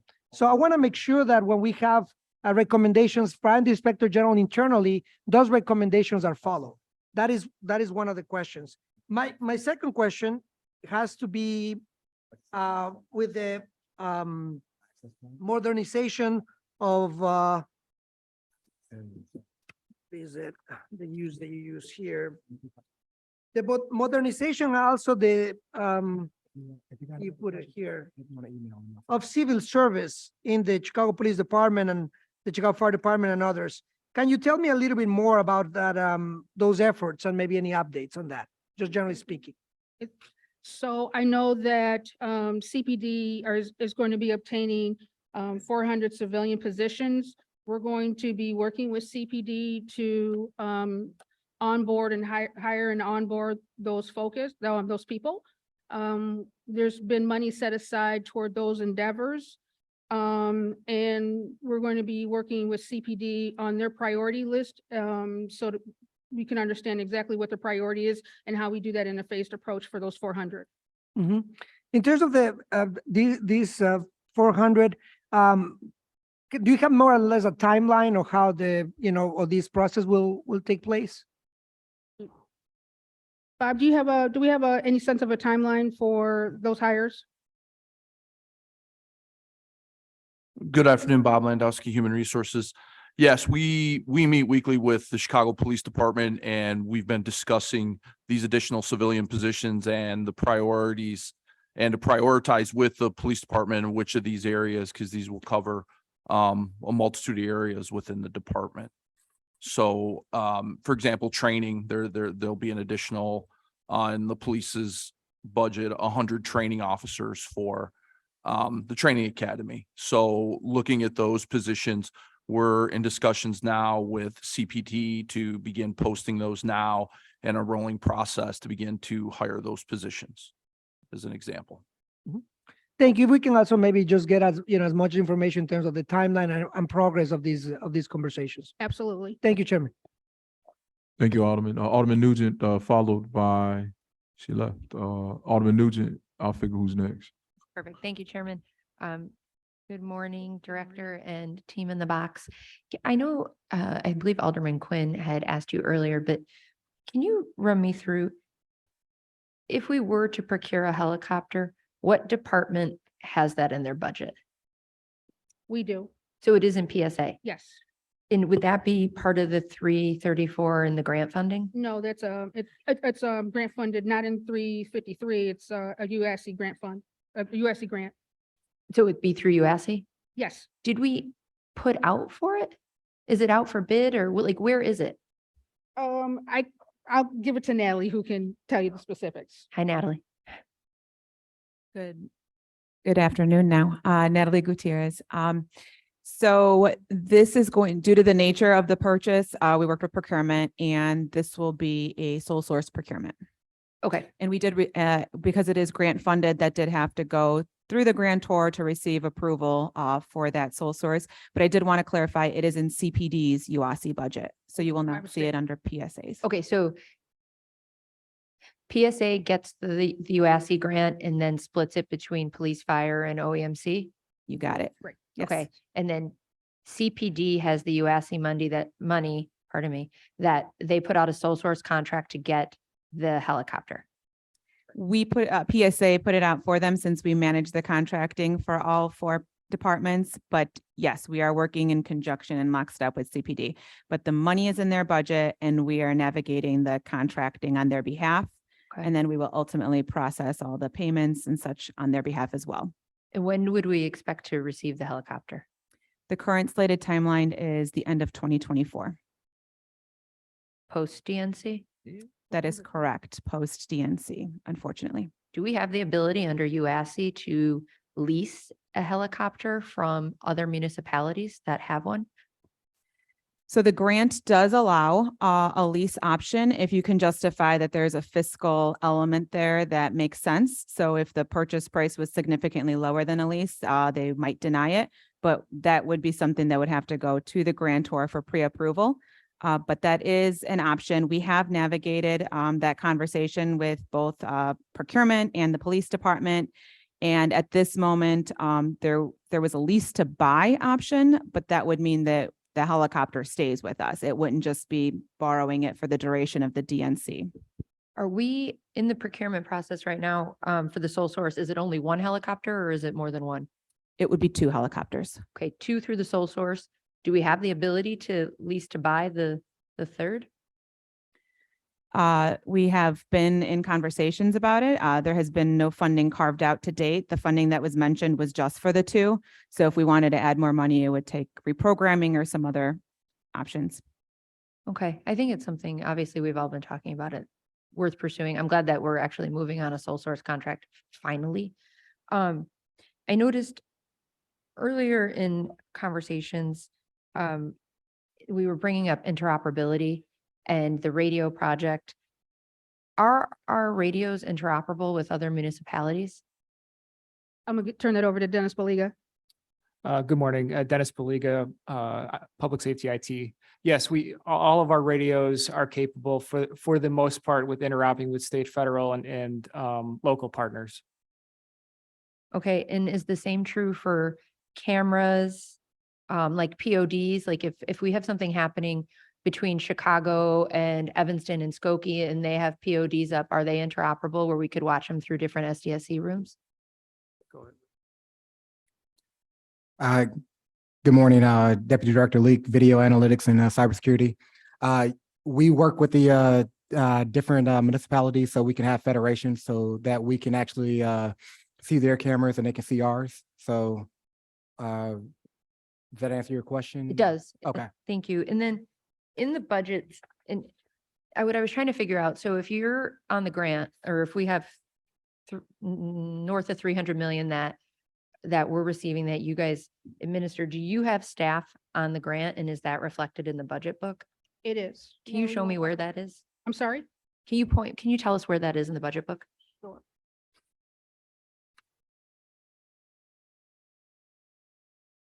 Alderman, if you look on page 171 of my budget, Okay. Down toward the bottom, 4025. Yep. So just that 525,000, that's your staff on the grant out of the 300 plus million? Alderman Nugent, Natalie Gutierrez. So if you look towards the pages of the budget book that are strictly for grants, I think page 337. Under there, it's for our Urban Area Security Initiative grant, and you'll see 12 personnel funded there for about 1.2 million. Okay. Those are management and administrative staff on the grant. And does they all sit in PSA or are they in police, fire and OEMC? They do sit in PSA. Since PSA is responsible for the management employees are under our department. Okay. And then are we doing training exercises through that grant to prepare for celebrations, protests, rallies, DNC?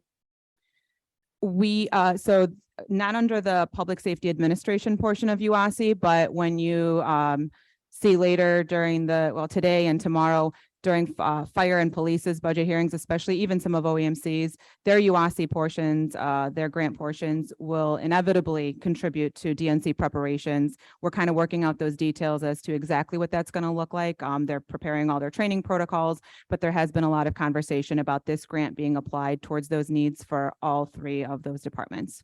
Okay. And I actually I'm a proponent of training, a huge proponent. I know the DNC's on our mind, but I also think we've seen festivals, celebrations, protests that have put significant strain on the city. And so I would be supportive of training that better prepared our first responders to deal with these types of situations. And I think, to the level necessary to also include communication staff in that training for messaging to residents in the city. I think that's critical. We've seen some real need. And I don't know if you've had if you'd like to speak to anything we're doing differently in the last year on that. I can, so the departments are constantly utilizing the grant, especially that you mentioned, for training, for special operations training, for mass care situations, for complex attacks. So that's kind of been ongoing for the last few years. And they are ramping up with new courses, especially in lieu of how everything's unfolding and new special events.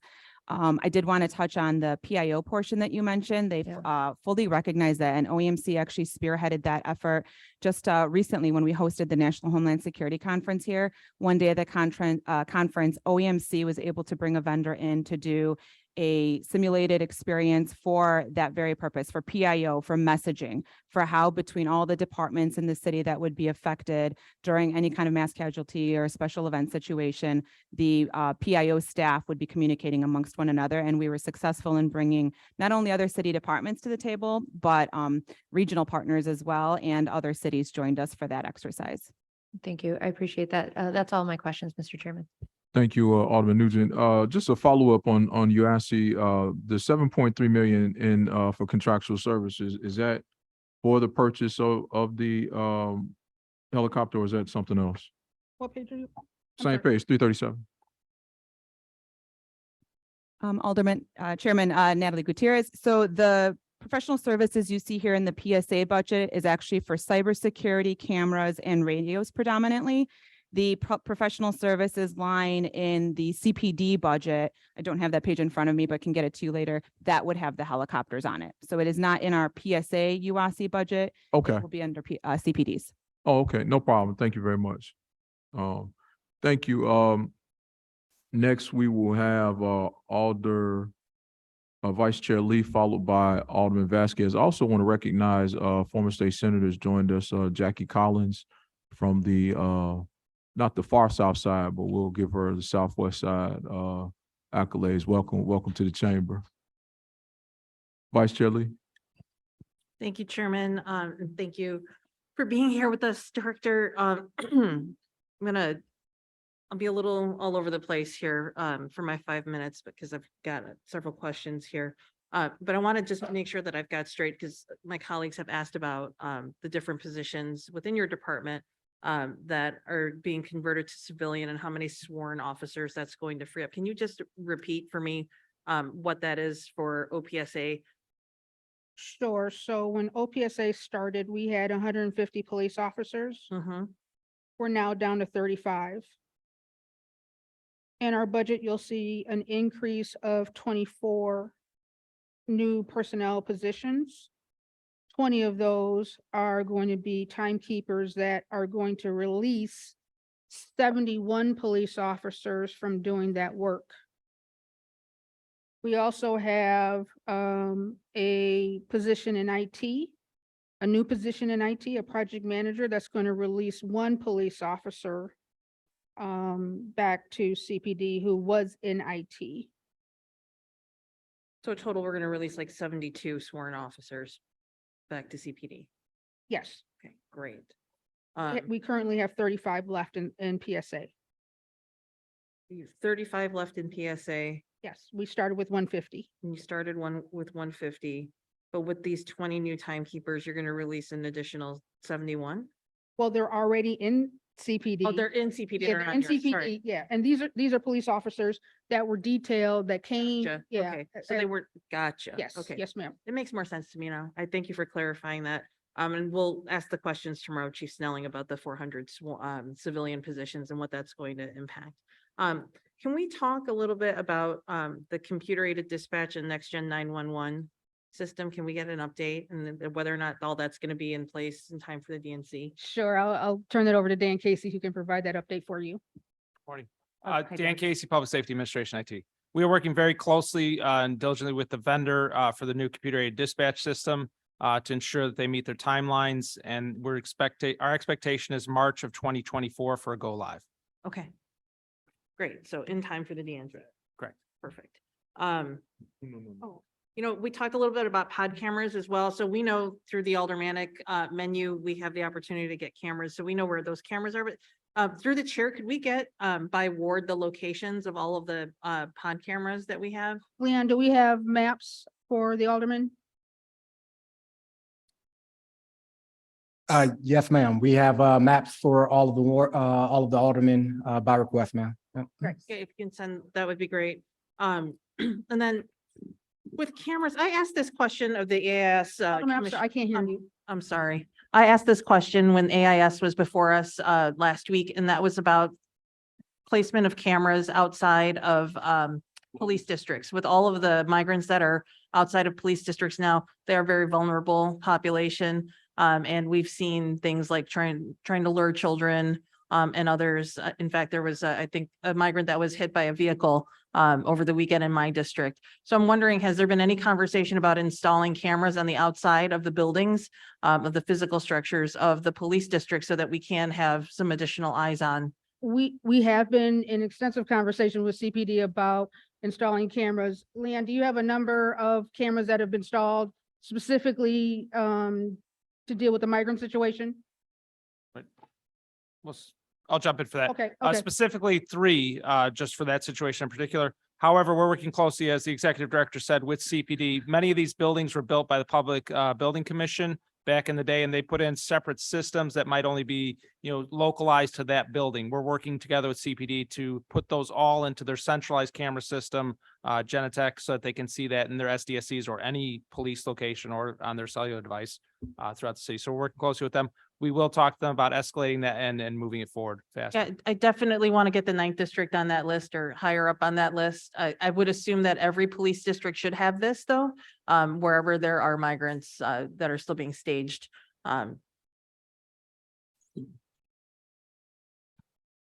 Just looking through the last of my questions here for you. I would also put the plug in here in the request for the pod cameras. No, the rapid deployment kits, after they've been deployed, do you take them down when you feel like you don't need them anymore? And then do they go back into the inventory for use, or do they just stay there permanently? We do not make that decision. They are moved when the need is expressed to us by CPD. So that's CPD's decision. They say, hey, we take this one, put it there, and we work closely with them. We do the moving of it, but the tactical decision of where it belongs, that goes to CPD. Okay, and then one last thing on cameras. Are speed cameras within your purview as well? No. No, that's No. just CDOT. Yeah, that's CDOT. Okay, yeah, I agree with all of my colleagues here that I think we need more cameras around. So whatever we can do to continue to make sure that we have enough in the inventory and we can be responsive, I think that's going to be one of the main ways we're going to be able to help with public safety. So thank you. Thank you, ma'am. Thank you, Chairman. Thank you, Vice Chair. Alderman Vasquez. Thank you, Chairman. I'll just jump right into questions to make the best use of time. So currently, our neighbors seem to get public safety information related to incidents in a quicker and at times inaccurate manner online from apps like the Citizen app or from CWB Chicago. What are the efforts to communicate incident information in a way that's transparent and more accessible than those sources? So part of our personnel increase that you'll see in our budget, that includes 3 positions that include 2 data analysts and 1 GIS analyst, specifically for that functionality to make sure that we're, reviewing the data, we're smoothing out the rough edges, and how all of that can contribute to better response times and the analysis of that response time. Dan, did you want to add anything to that? As I understand your question, Alderman, you're asking for how do we get it to the constituents? Good question. Yeah. Yeah. So response time is one. It's more like our neighbors think that, the Citizen app is just 100% accurate. The sky is falling. They're getting anxiety attacks because it buzzes every 2 seconds. CWB, to give credit, has more accurate information. But I think if folks are going to get information at all, it should be from the city. And so I'm trying to figure out what the efforts are to do that so people have reliable resources rather than like whatever ends up being the next social media thing. So for massive incidents where it's a large scale thing, we have tools for OEMC and the police department like iPause and other things where they can push out notifications to your cellular device. For anyone who signed up for Notify Chicago, that's another path. Smart 911 is another path. So we've given them technical paths. The decision and the functionality of that, the operational piece of it would be OEMC and Chicago Police Department. But in Okay. terms of technical, So none of that would be in PSA is what you're saying, as far as like we're the not the direction and PIOs. We would vision? not be typing those messages and sending them out. We give them the platform that they use to type those messages and send them out.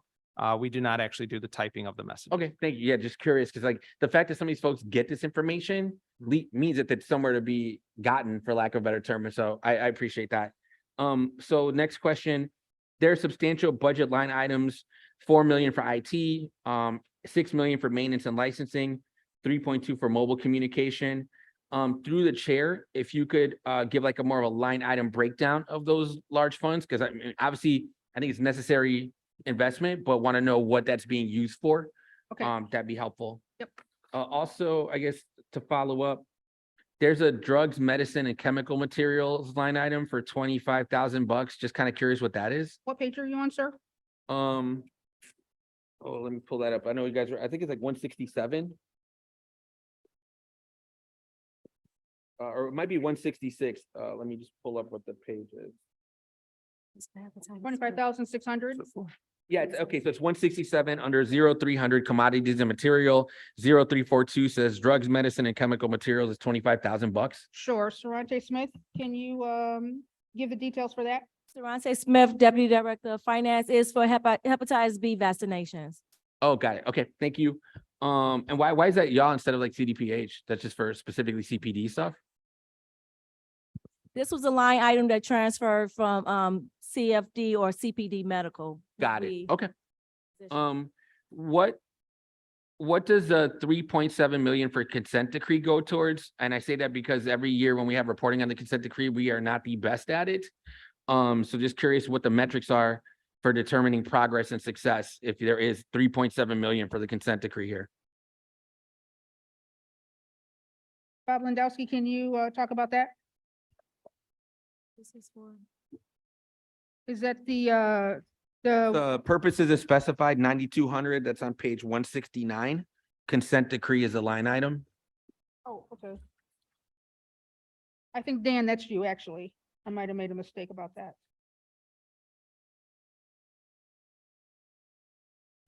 Oh, that's, those are systems like the, Dan Casey, Public Safety Administration IT. If those are the systems, those are, working on upgrades to the system. We've actually just tested some things right now that allow them to move, information. If they've done like an inquiry, through leads, they can move that data into the report, so they don't have to type it, manually type it like they used to in the past. So it's updates to technology, equipment and audit technology, which are working. Excuse me, could you speak into the mic or is the mic on? Absolutely. Sorry, is this one on? Hello? So this is a case management system, talent management system that has like the early intervention, the officer support system, Column, which is we use together with COPA for case management there, in-car camera repairs and upgrades, and an audit as well, and certain other technology steps. Okay, through the chair, if you can get a breakdown, because it sounds a whole lot of word salad and I'm trying to figure out what the hell y'all do with 3.7 million. So thank you for that. I have two more questions, if you would allow. Thank you, Chairman. So there's obviously some concern that the Office of Public Safety Administration is basically an expansion of the CPD budget, right? You've got a $2 billion budget for police. Now you've got an additional, what is it, like, however many million towards PSA. Out of the PSA budget, what percentage or how much money that is CPD function related? I didn't hear that last part. How much? How much of it is CPD function related, right? So if it feels like this is just a back pocket for CPD to do more stuff, just it happens to be through a different title, how much of the PSA budget is CPD related, separate from CFD, separate from anything else? I see question marks. We would have to get that percentage of, yeah, we would Yeah, have if to you- get, yeah, we'd if have you to do an analysis and get, Yeah, yeah. through the chair, two things. The amount and the percentage, Okay. right? Because, you know, I've been advocating for auditing CPD because there's a lot of money getting put around and we need to know if it's effective and efficient. So I want to know what uses are there as well. And then lastly, language access is with you all. And currently there is a contract that I think is not a new contract or it ran out with Language Line. And even before that, ward offices couldn't access the service, and we have more constituents that come with language issues. We've now got a migrant crisis where, you know, we're reading articles about people that don't speak Spanish trying to help out. So what is the plan for our Language Line or language access contracts, everything, so we actually can be the kind of world-class city we say we are? I know that the contract for the vendor, it's been overextended. Sarante, do we have a plan for Language Line? Oh, Natalie? Okay, go ahead, Natalie. Natalie Gutierrez. We do have a plan. So during during the pandemic, especially and now after the aftermath, Language Line stepped in and performed a lot of services that maybe they had not originally anticipated during their initial bid process. So we have since developed a scope that would include those types of services, the ones that you all and other city departments have especially outlined as needs kind of in our current environment. So whether that's simultaneous interpretation during public meetings, especially during the migrant meetings as of late, whether it's more ASL in person, because we've now moved away again from, we're back in person, we're not online. So we're taking all of that into account. And so that is our next phase. And we've heard it loud and clear. And PSA is taking the lead on that new contract. Okay, we would like to be included, our office, because we've been doing work for since the last term around it, that I think whether it's a working group or some piece, because since the Language Line access isn't locked in, we can look and see what other cities and what other services there are to maybe get the best bang for our buck and the best service. So just want to flag that as if is there a language access working group? Because we want to make sure we're a part of it, if so. There is now. Love it. Thank you. I'm glad we got that on the record. Thank you for everything. Thank you for the work you do. And thank you, Chairman. Thank you, sir. Thank you, Alderman Vasquez. Alderman Vasquez, don't fall for the banana in the tailpipe. Fall for the banana in the tailpipe. Okay.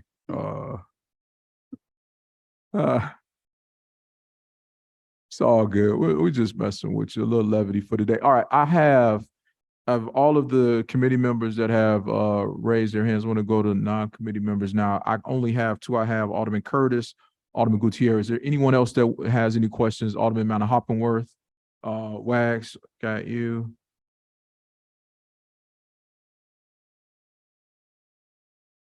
Anyone else? Anyone else? Anyone else? Alderman Walker-Speck.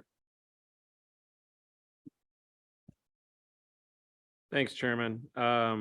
Director, thank you for the answers on a lot of these questions. One of the things that I wanted to go back to just briefly on the helicopters, I think everybody out there, police department, certainly the partners that we have at the sheriff's office, the Illinois State Police and others are really hoping to get this helicopter online. And I know it's been kind of floating around since September of last year. So whatever we can do to expedite that.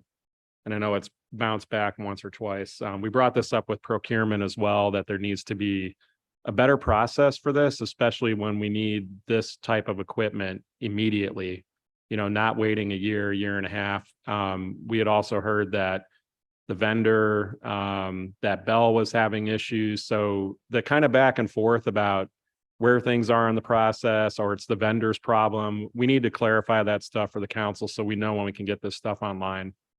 And then just going back to the pod cameras or the police cameras, through the chair, could you let us know how many cameras are inoperable in the city system, in this system? Yes.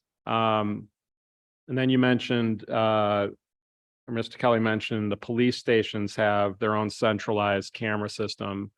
Sounds like some of the old buildings are using older types of cameras.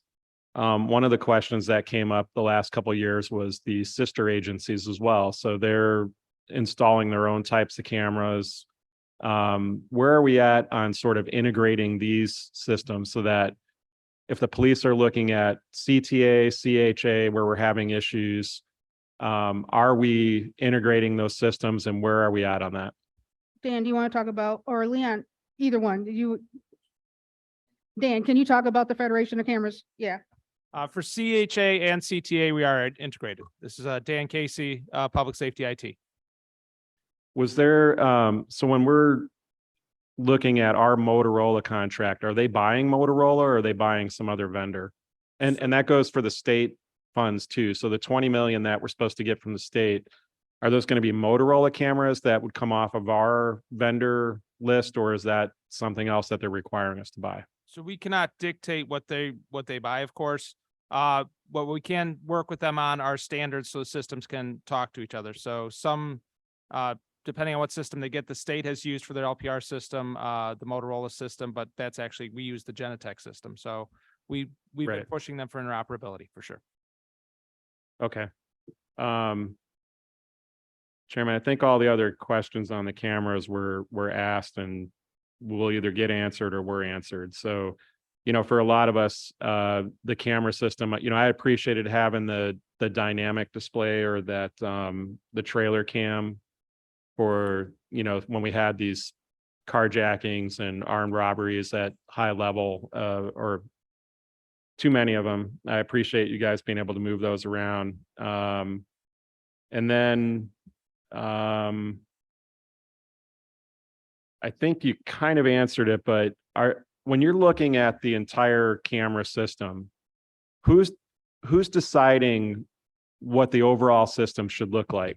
So if I go overseas, whether Asia or Europe, and I go to a city like, say, London, they know what they need as an entire system, or, you know, a couple of other Asian countries, and they actually come forward. You can look at the plan for where they think they need to have every gap filled in that system. Do we do that? Or are we looking at that? Or are we just sort of doing, if the alderman wants one, we'll get one in there, if CPD wants one? No. Where is, when I'm talking to my commanders, you know, we had an Area 3 meeting the other night, and they were saying, well, it would be really nice if we could have that camera working somewhere on the south side or west side so we could follow the incident throughout that entire system, but they don't seem to have that. So I don't know how we're tracking that or how we're setting that system up. Dan, can you answer that? So we have worked with CPD, Dan Casey, Public Safety Administration. We have worked with CPD to create a heat map where the intensity is dictated by cameras and violence. So if the violence is higher, certain UCR codes that the police department identifies, if that's higher and cameras are low, not within a mileage rate, then the heat map gets hotter. We're working closely, and Leon works a team with Bureau of Detectives and Bureau of Patrol at a higher level to then use tools like that, or tools that CPD has at their disposal through, you know, ClearMap or others, to then identify where those cameras will go. Okay. I appreciate that. I think that's kind of what came out of that area meeting that we had. We did see the heat maps. That's what I use when I'm looking at them. So I appreciate you guys doing that technology. It really helps us identify where to put them and where the best use is. And then finally, Chair, I just want to say thanks to Bob Lewandowski for all the work on the police and fire death benefits and other issues. And hopefully, when we get some people in the HR department,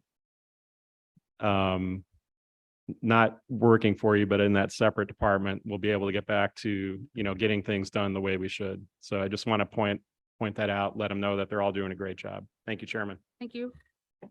Thank you, Alderman Walker-Speck. Alderman Manor Hoppenworth, followed by Alderman Curtis. Thank you, Chair. Thank you. Hi, how are you? Good morning, ma'am. Good morning. Good morning. Thank you for your work, and thank you to those in the box. I'm also very interested in this audit that we're doing across the city. And of course, including in the 48th ward, we have several hot spots in our ward, and would like to get your commitment to working with you in the 48th to figure out what we need, but also across the city, of course. Can I get that commitment from you? Thank Understood. you. Thank you. We also have a temporary shelter. And it's very close to a school. This is the reason why I ask. And we also have the Red Line reconstruction. So I'm really glad to hear that you're working with our sister agencies. The 48th ward is also on Lakeshore Drive, on DuSable Lakeshore Drive. So can you speak a little bit more about your investments in technology across DuSable Lakeshore Drive in terms of keeping us safe? So, sure. Dan, you want to talk about the cameras? So we have Dan Casey, Public Safety Administration, and we do work closely with CDOT in these locations. And I believe we have state funding coming that will help in this way as well. We have certain LPR list plate readers on Lakeshore Drive and cameras that can see both the lakefront along, you know, where it goes close to lake there by Chicago Avenue and whatnot. They can see lakefront and Lakeshore Drive. So it is an area, as other aldermen have pointed out, of intense concern. And we will work closely to see where the gaps are there that we can put in more technology. Great, thank you. And can you just give me a little bit of background on who maintains the cameras, especially the pod cameras? Is that your department? We hold the contract for maintenance, but the contract is with Motorola, who does the maintenance of the cameras. Okay, because I understand from many a lot of the feedback that we're getting from our officers is that we have cameras, but they're not being maintained. So can I just get an understanding of who do we talk to about confirming the maintenance That of would those be cameras? Leon Leak or Dan Casey? Leon Leak, Deputy Director of Video Analytics Cybersecurity. So currently, Alderwoman, we work with the SDSCs so that we can have them identify where they're saying their problem areas. Once they identify what are the problem cameras that they're having, we then work through that list, work with the vendors, so that way we get them repaired expeditiously. And then we also give the SDSC rooms some type of feedback back to let them know exactly what's going on with the process. Okay, I appreciate that. Alderman, Yes. hold up. What is the SLA on camera repair?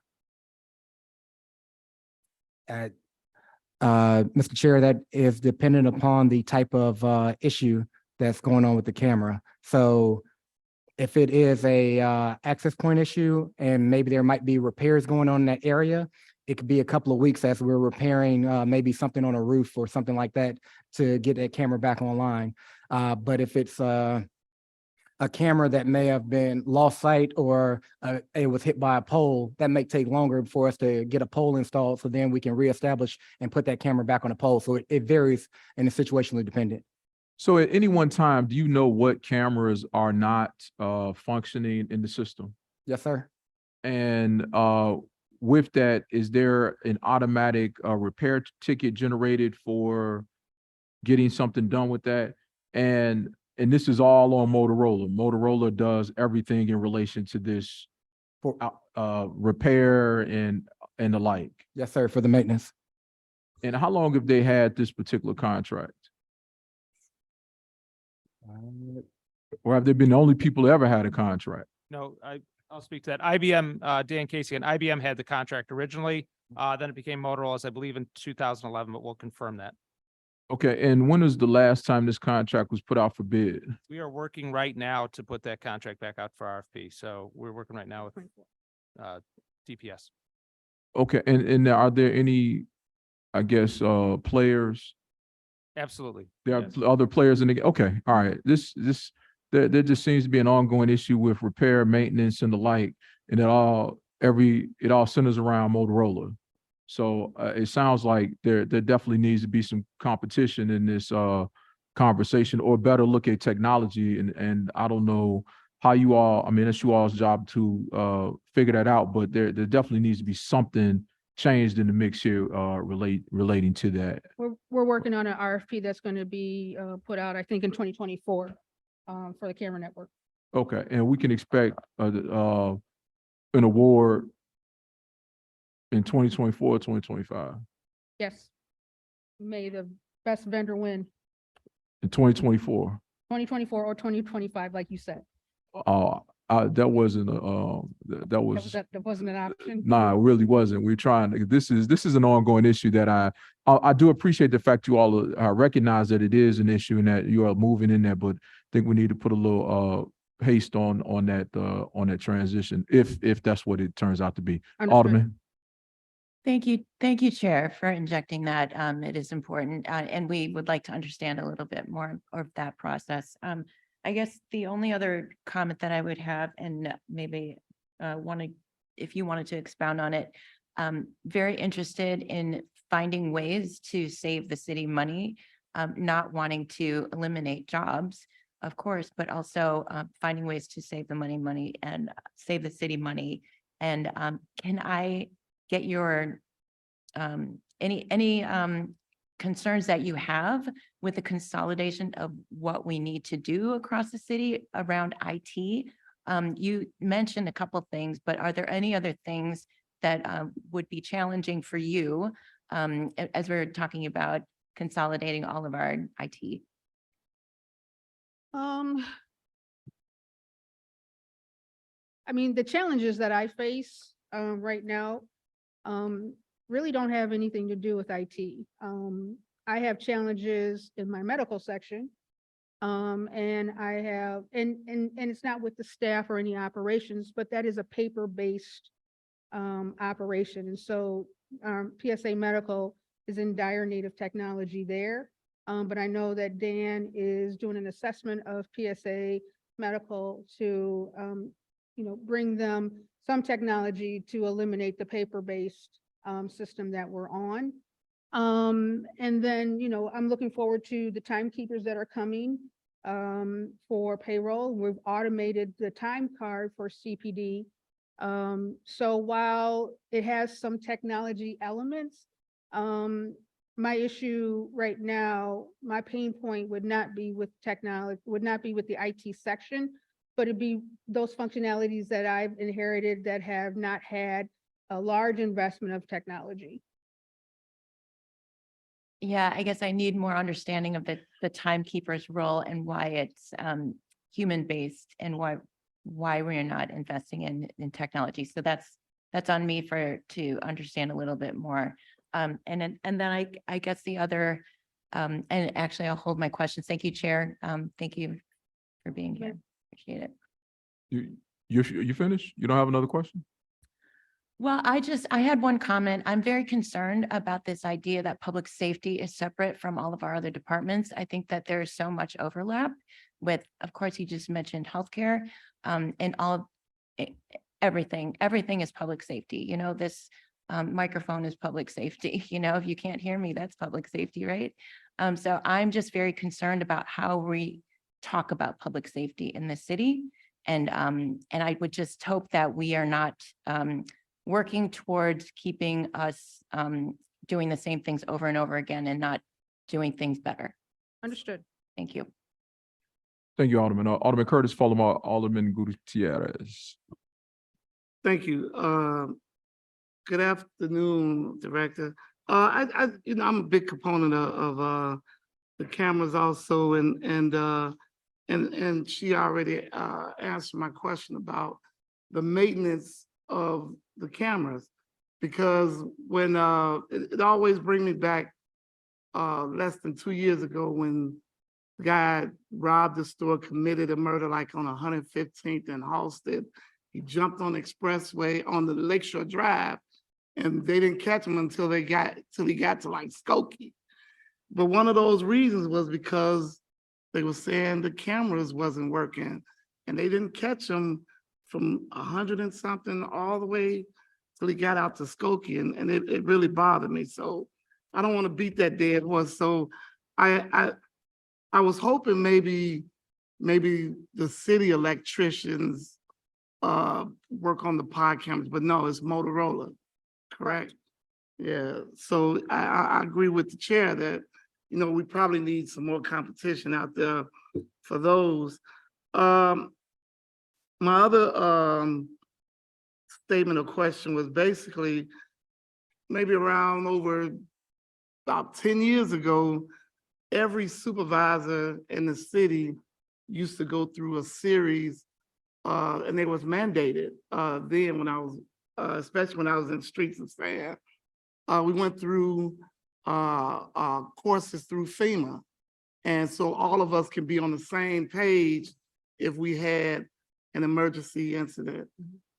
Can we go back to that, or whatever happened to that? I took those courses when So did I. Love it. when I was at OEMC. Put me in a better place. Yeah. Natalie, can you answer that question? Natalie Gutierrez. I don't know if this is right in line with your question, but I do know that OEMC still spearheads the COOP program, like continuity of operations in the event of a catastrophic incident. And so there are very much elements of that. How would we all collectively respond? Are we all prepared? And I do believe that extends to all the city's leadership and all the city departments. Right, but again, I probably have about 9 certificates myself through FEMA. So, but they stopped it. It seemed like. So do you think we would ever go back to that, or was we paying for that program? How did that work? You know what? I'd happily touch base with you offline and get with OEMC, because I do think that they're constantly looking into opportunities like that.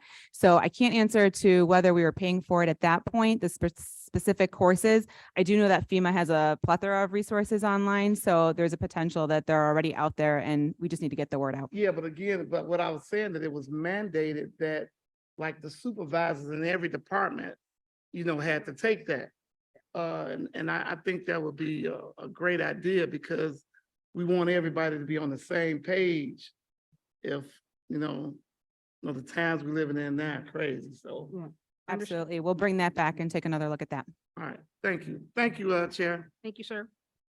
Thank you, Alderman. Alderman Gutierrez, Thank you, Chairman. to your right. Oh, right over here, the new face of the 14th Ward. Sorry, let's see. I'm sorry. Thank you so much for the work that you and your team are doing. I just have a question, and we started with that, right? There's a new phase, there's a new leadership in this ward, and I would love to know if there's any pending efforts that my predecessor put forward for this ward, any cameras or anything that I may need to know that you guys and your team are working on for us to either continue it or make some changes as feasible and needed. Because I be meeting with the community, especially Archer Heights right now is facing something that never before.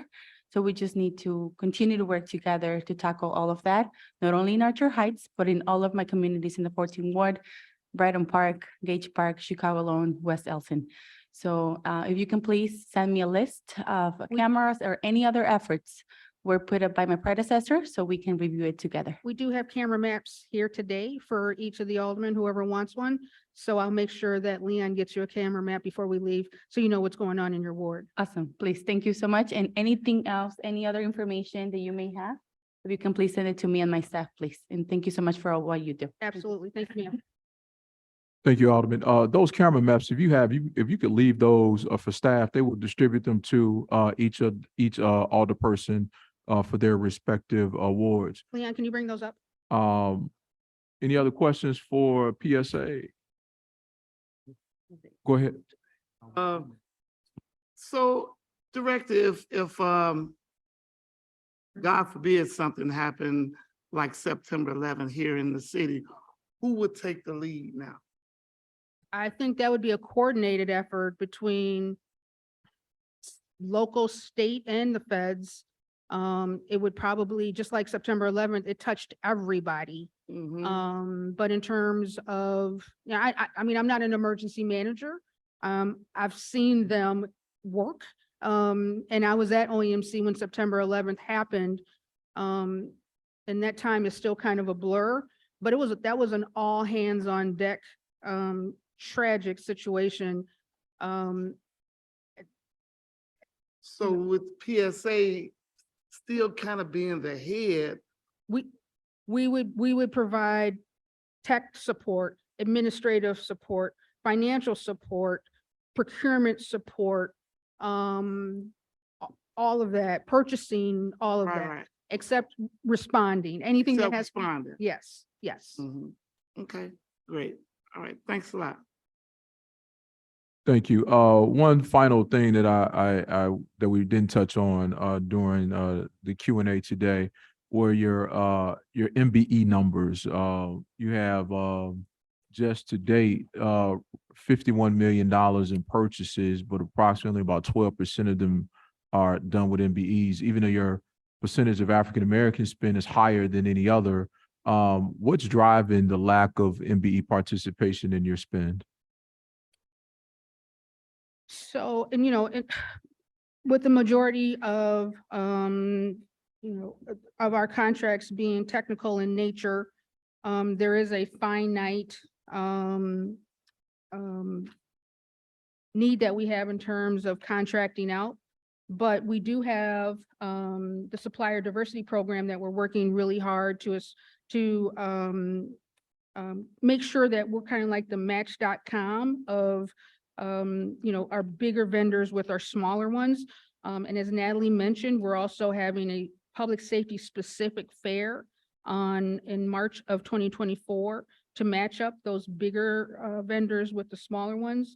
And I hope that we can count on you and the alderman to get the word out Because what I find is that a lot of times there are smaller vendors who are afraid to approach the Motorola's of the world. So this vendor fair will not only provide them a mechanism to do that, but there's also going to be support from PSA and procurement, I believe, to help them navigate that as well. Well, let me just say this. We know that there are definite avenues for MBE spend, especially in the tech space, which is primarily where it looks like the bulk of your spend is. And we have, all but, lack of a better term, crucified our procurement department for a lack of participation on the MBE front. And we have charged them with enforcing the goals that have been set forth by this council. And we will no longer continue to take the excuse of there not being enough people in a particular space. When we know that there are people in the space, and this is going to be incumbent upon us to bring everybody to the table and make this a reality. So we anticipate, and when you come back before us, that these numbers will look better. And when we see your 2022 numbers, we hope that they are better, because this city is made up of a multitude of individuals, of many of which are not, are non-white. So we have to be a little more deliberate about the spend that we do in these departments. And what they have told us is that a lot of these cases are of the departments and of your selection teams and how you all get the procurement done. But we've pushed back on them to make sure that these procurements are in the nature and the goals and the intentionality that we as a city would like to see, which would include higher numbers of minorities, women's, disabled, veterans, and the like of the spend categories that we do have. So I'd like to point out, go ahead. oh, I'm sorry. No, go ahead. A lot of the contracts that we have, we inherited. But just like the Motorola contract that's coming up and the RFP that's going to be developed for that, there is going to be opportunity as these contracts that we have expire. We put out RFPs, and I can tell you that our numbers will improve. Okay. All right. Well, I will not, as I told Alderman Vasquez, go for the banana in the tailpipe. Alderman Gardner, you have something? Go ahead. And excuse me, I've been in and out in a couple different meetings, but I just had a quick question, and I'm sure other aldermen did too, regarding the LPR cameras that have already been paid for. Have already been, Paid for? yes. So I paid for those about a year and a half ago, and there's still, and I can understand if there's a backlog, which from my colleague Alderman Napolitano said there's some type of backlog, but I don't even get communication with regards to when this will go, so I can transfer that information to my residents who dearly want these cameras. Understood. Your colleagues have made that very clear. I received that loud and clear, and feedback status on your orders, that's going to change now. Okay, and those maps that you gave us, and it's supposed to show where those cameras are in our ward? Yeah. Do we have those do we have those maps, Leon? No. You what? Not printed out, ma'am, but I can get them printed out. We'll get them printed out and then we'll bring them back here. And you know what might be helpful if you actually put on the map, like where these cameras are on the map for the cameras that have already been paid for, That are outstanding? that are still due to be delivered. Understood. We have identified existing cameras that you have in your ward. We do not have outstanding cameras, and we can probably get that to you later if that's okay. Yeah, please.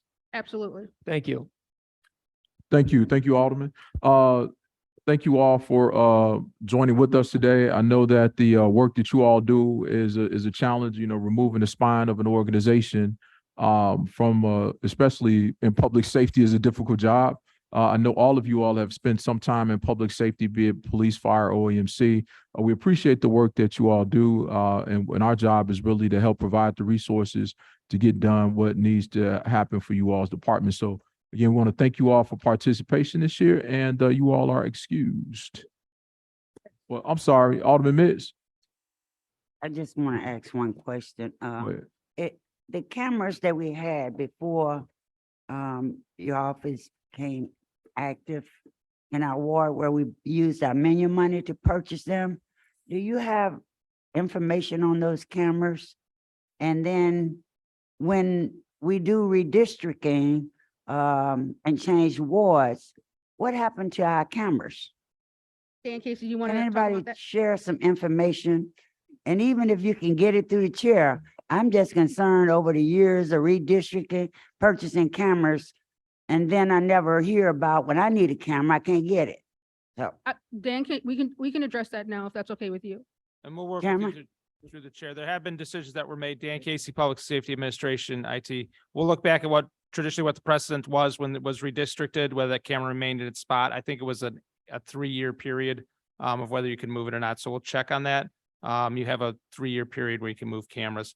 So we'll check on that for you, and then we'll get back to you through the chair specifically on your cameras and the other aldermen as well. thank you.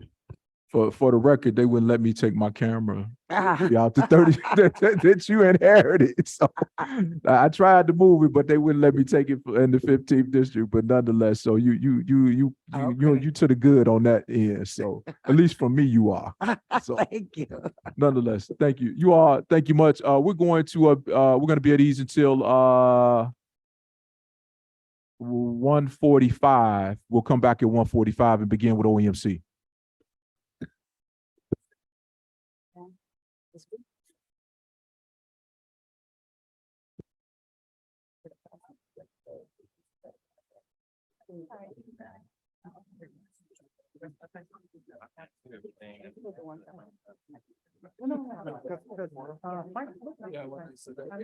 What's interesting, that question, or whoever it was, he's like, well, you had 70 last year. Right, You know, right.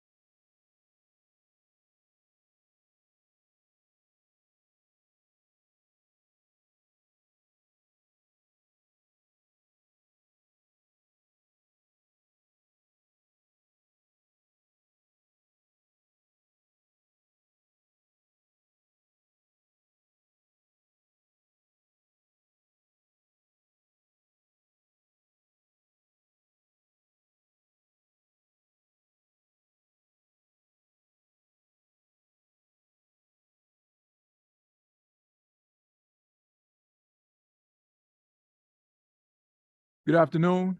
Welcome back. Committee on Budget and Government Operations, come to order from recess. This session will be with the Office of Emergency Management and Communication. We'll have a short presentation by COFA, followed by Director Torado with his introduction and the introduction of his staff and opening statements. COFA? Good afternoon. My name is Janice Oda Gray, Acting Director of COFA. First of all, we're going to talk about the survey results because the Office of Emergency Management and Communications, we did have some concerns from the Alderman survey. The top issue was the 911 response time. Okay. There were other issues. The camera license plate readers, public safety strategies, and resource deployment were the other issues. Looking at the numbers, FY '24 is 110.2 million, which is 4.4 million more than fiscal year '23. They had 973 budgeted FTEs, which is 8 more than fiscal year '23. 58.6% was funded with emergency communication funds. Personnel services category is set to grow by 2.8 million, representing a 3.7 increase compared to FY '23.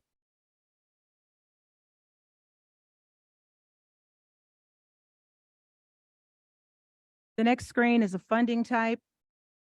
As you can see, emergency communication fund, they're primarily funded through them, and that's the majority of their funding, 58.62%. If you look at the corporate fund, it's 10.85%. Going to the next screen, it looks at the permanent FTE by fund type. As you could imagine, Emergency Communication Fund has the most FTEs at 674, followed by the corporate fund of 173.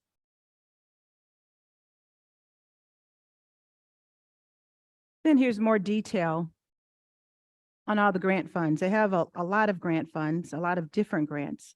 It looks like UASI grants, Emergency Management Assistant grants, port grants. Here's a comprehensive list of the grants.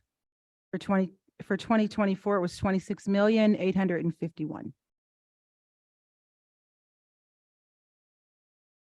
Appropriation by category.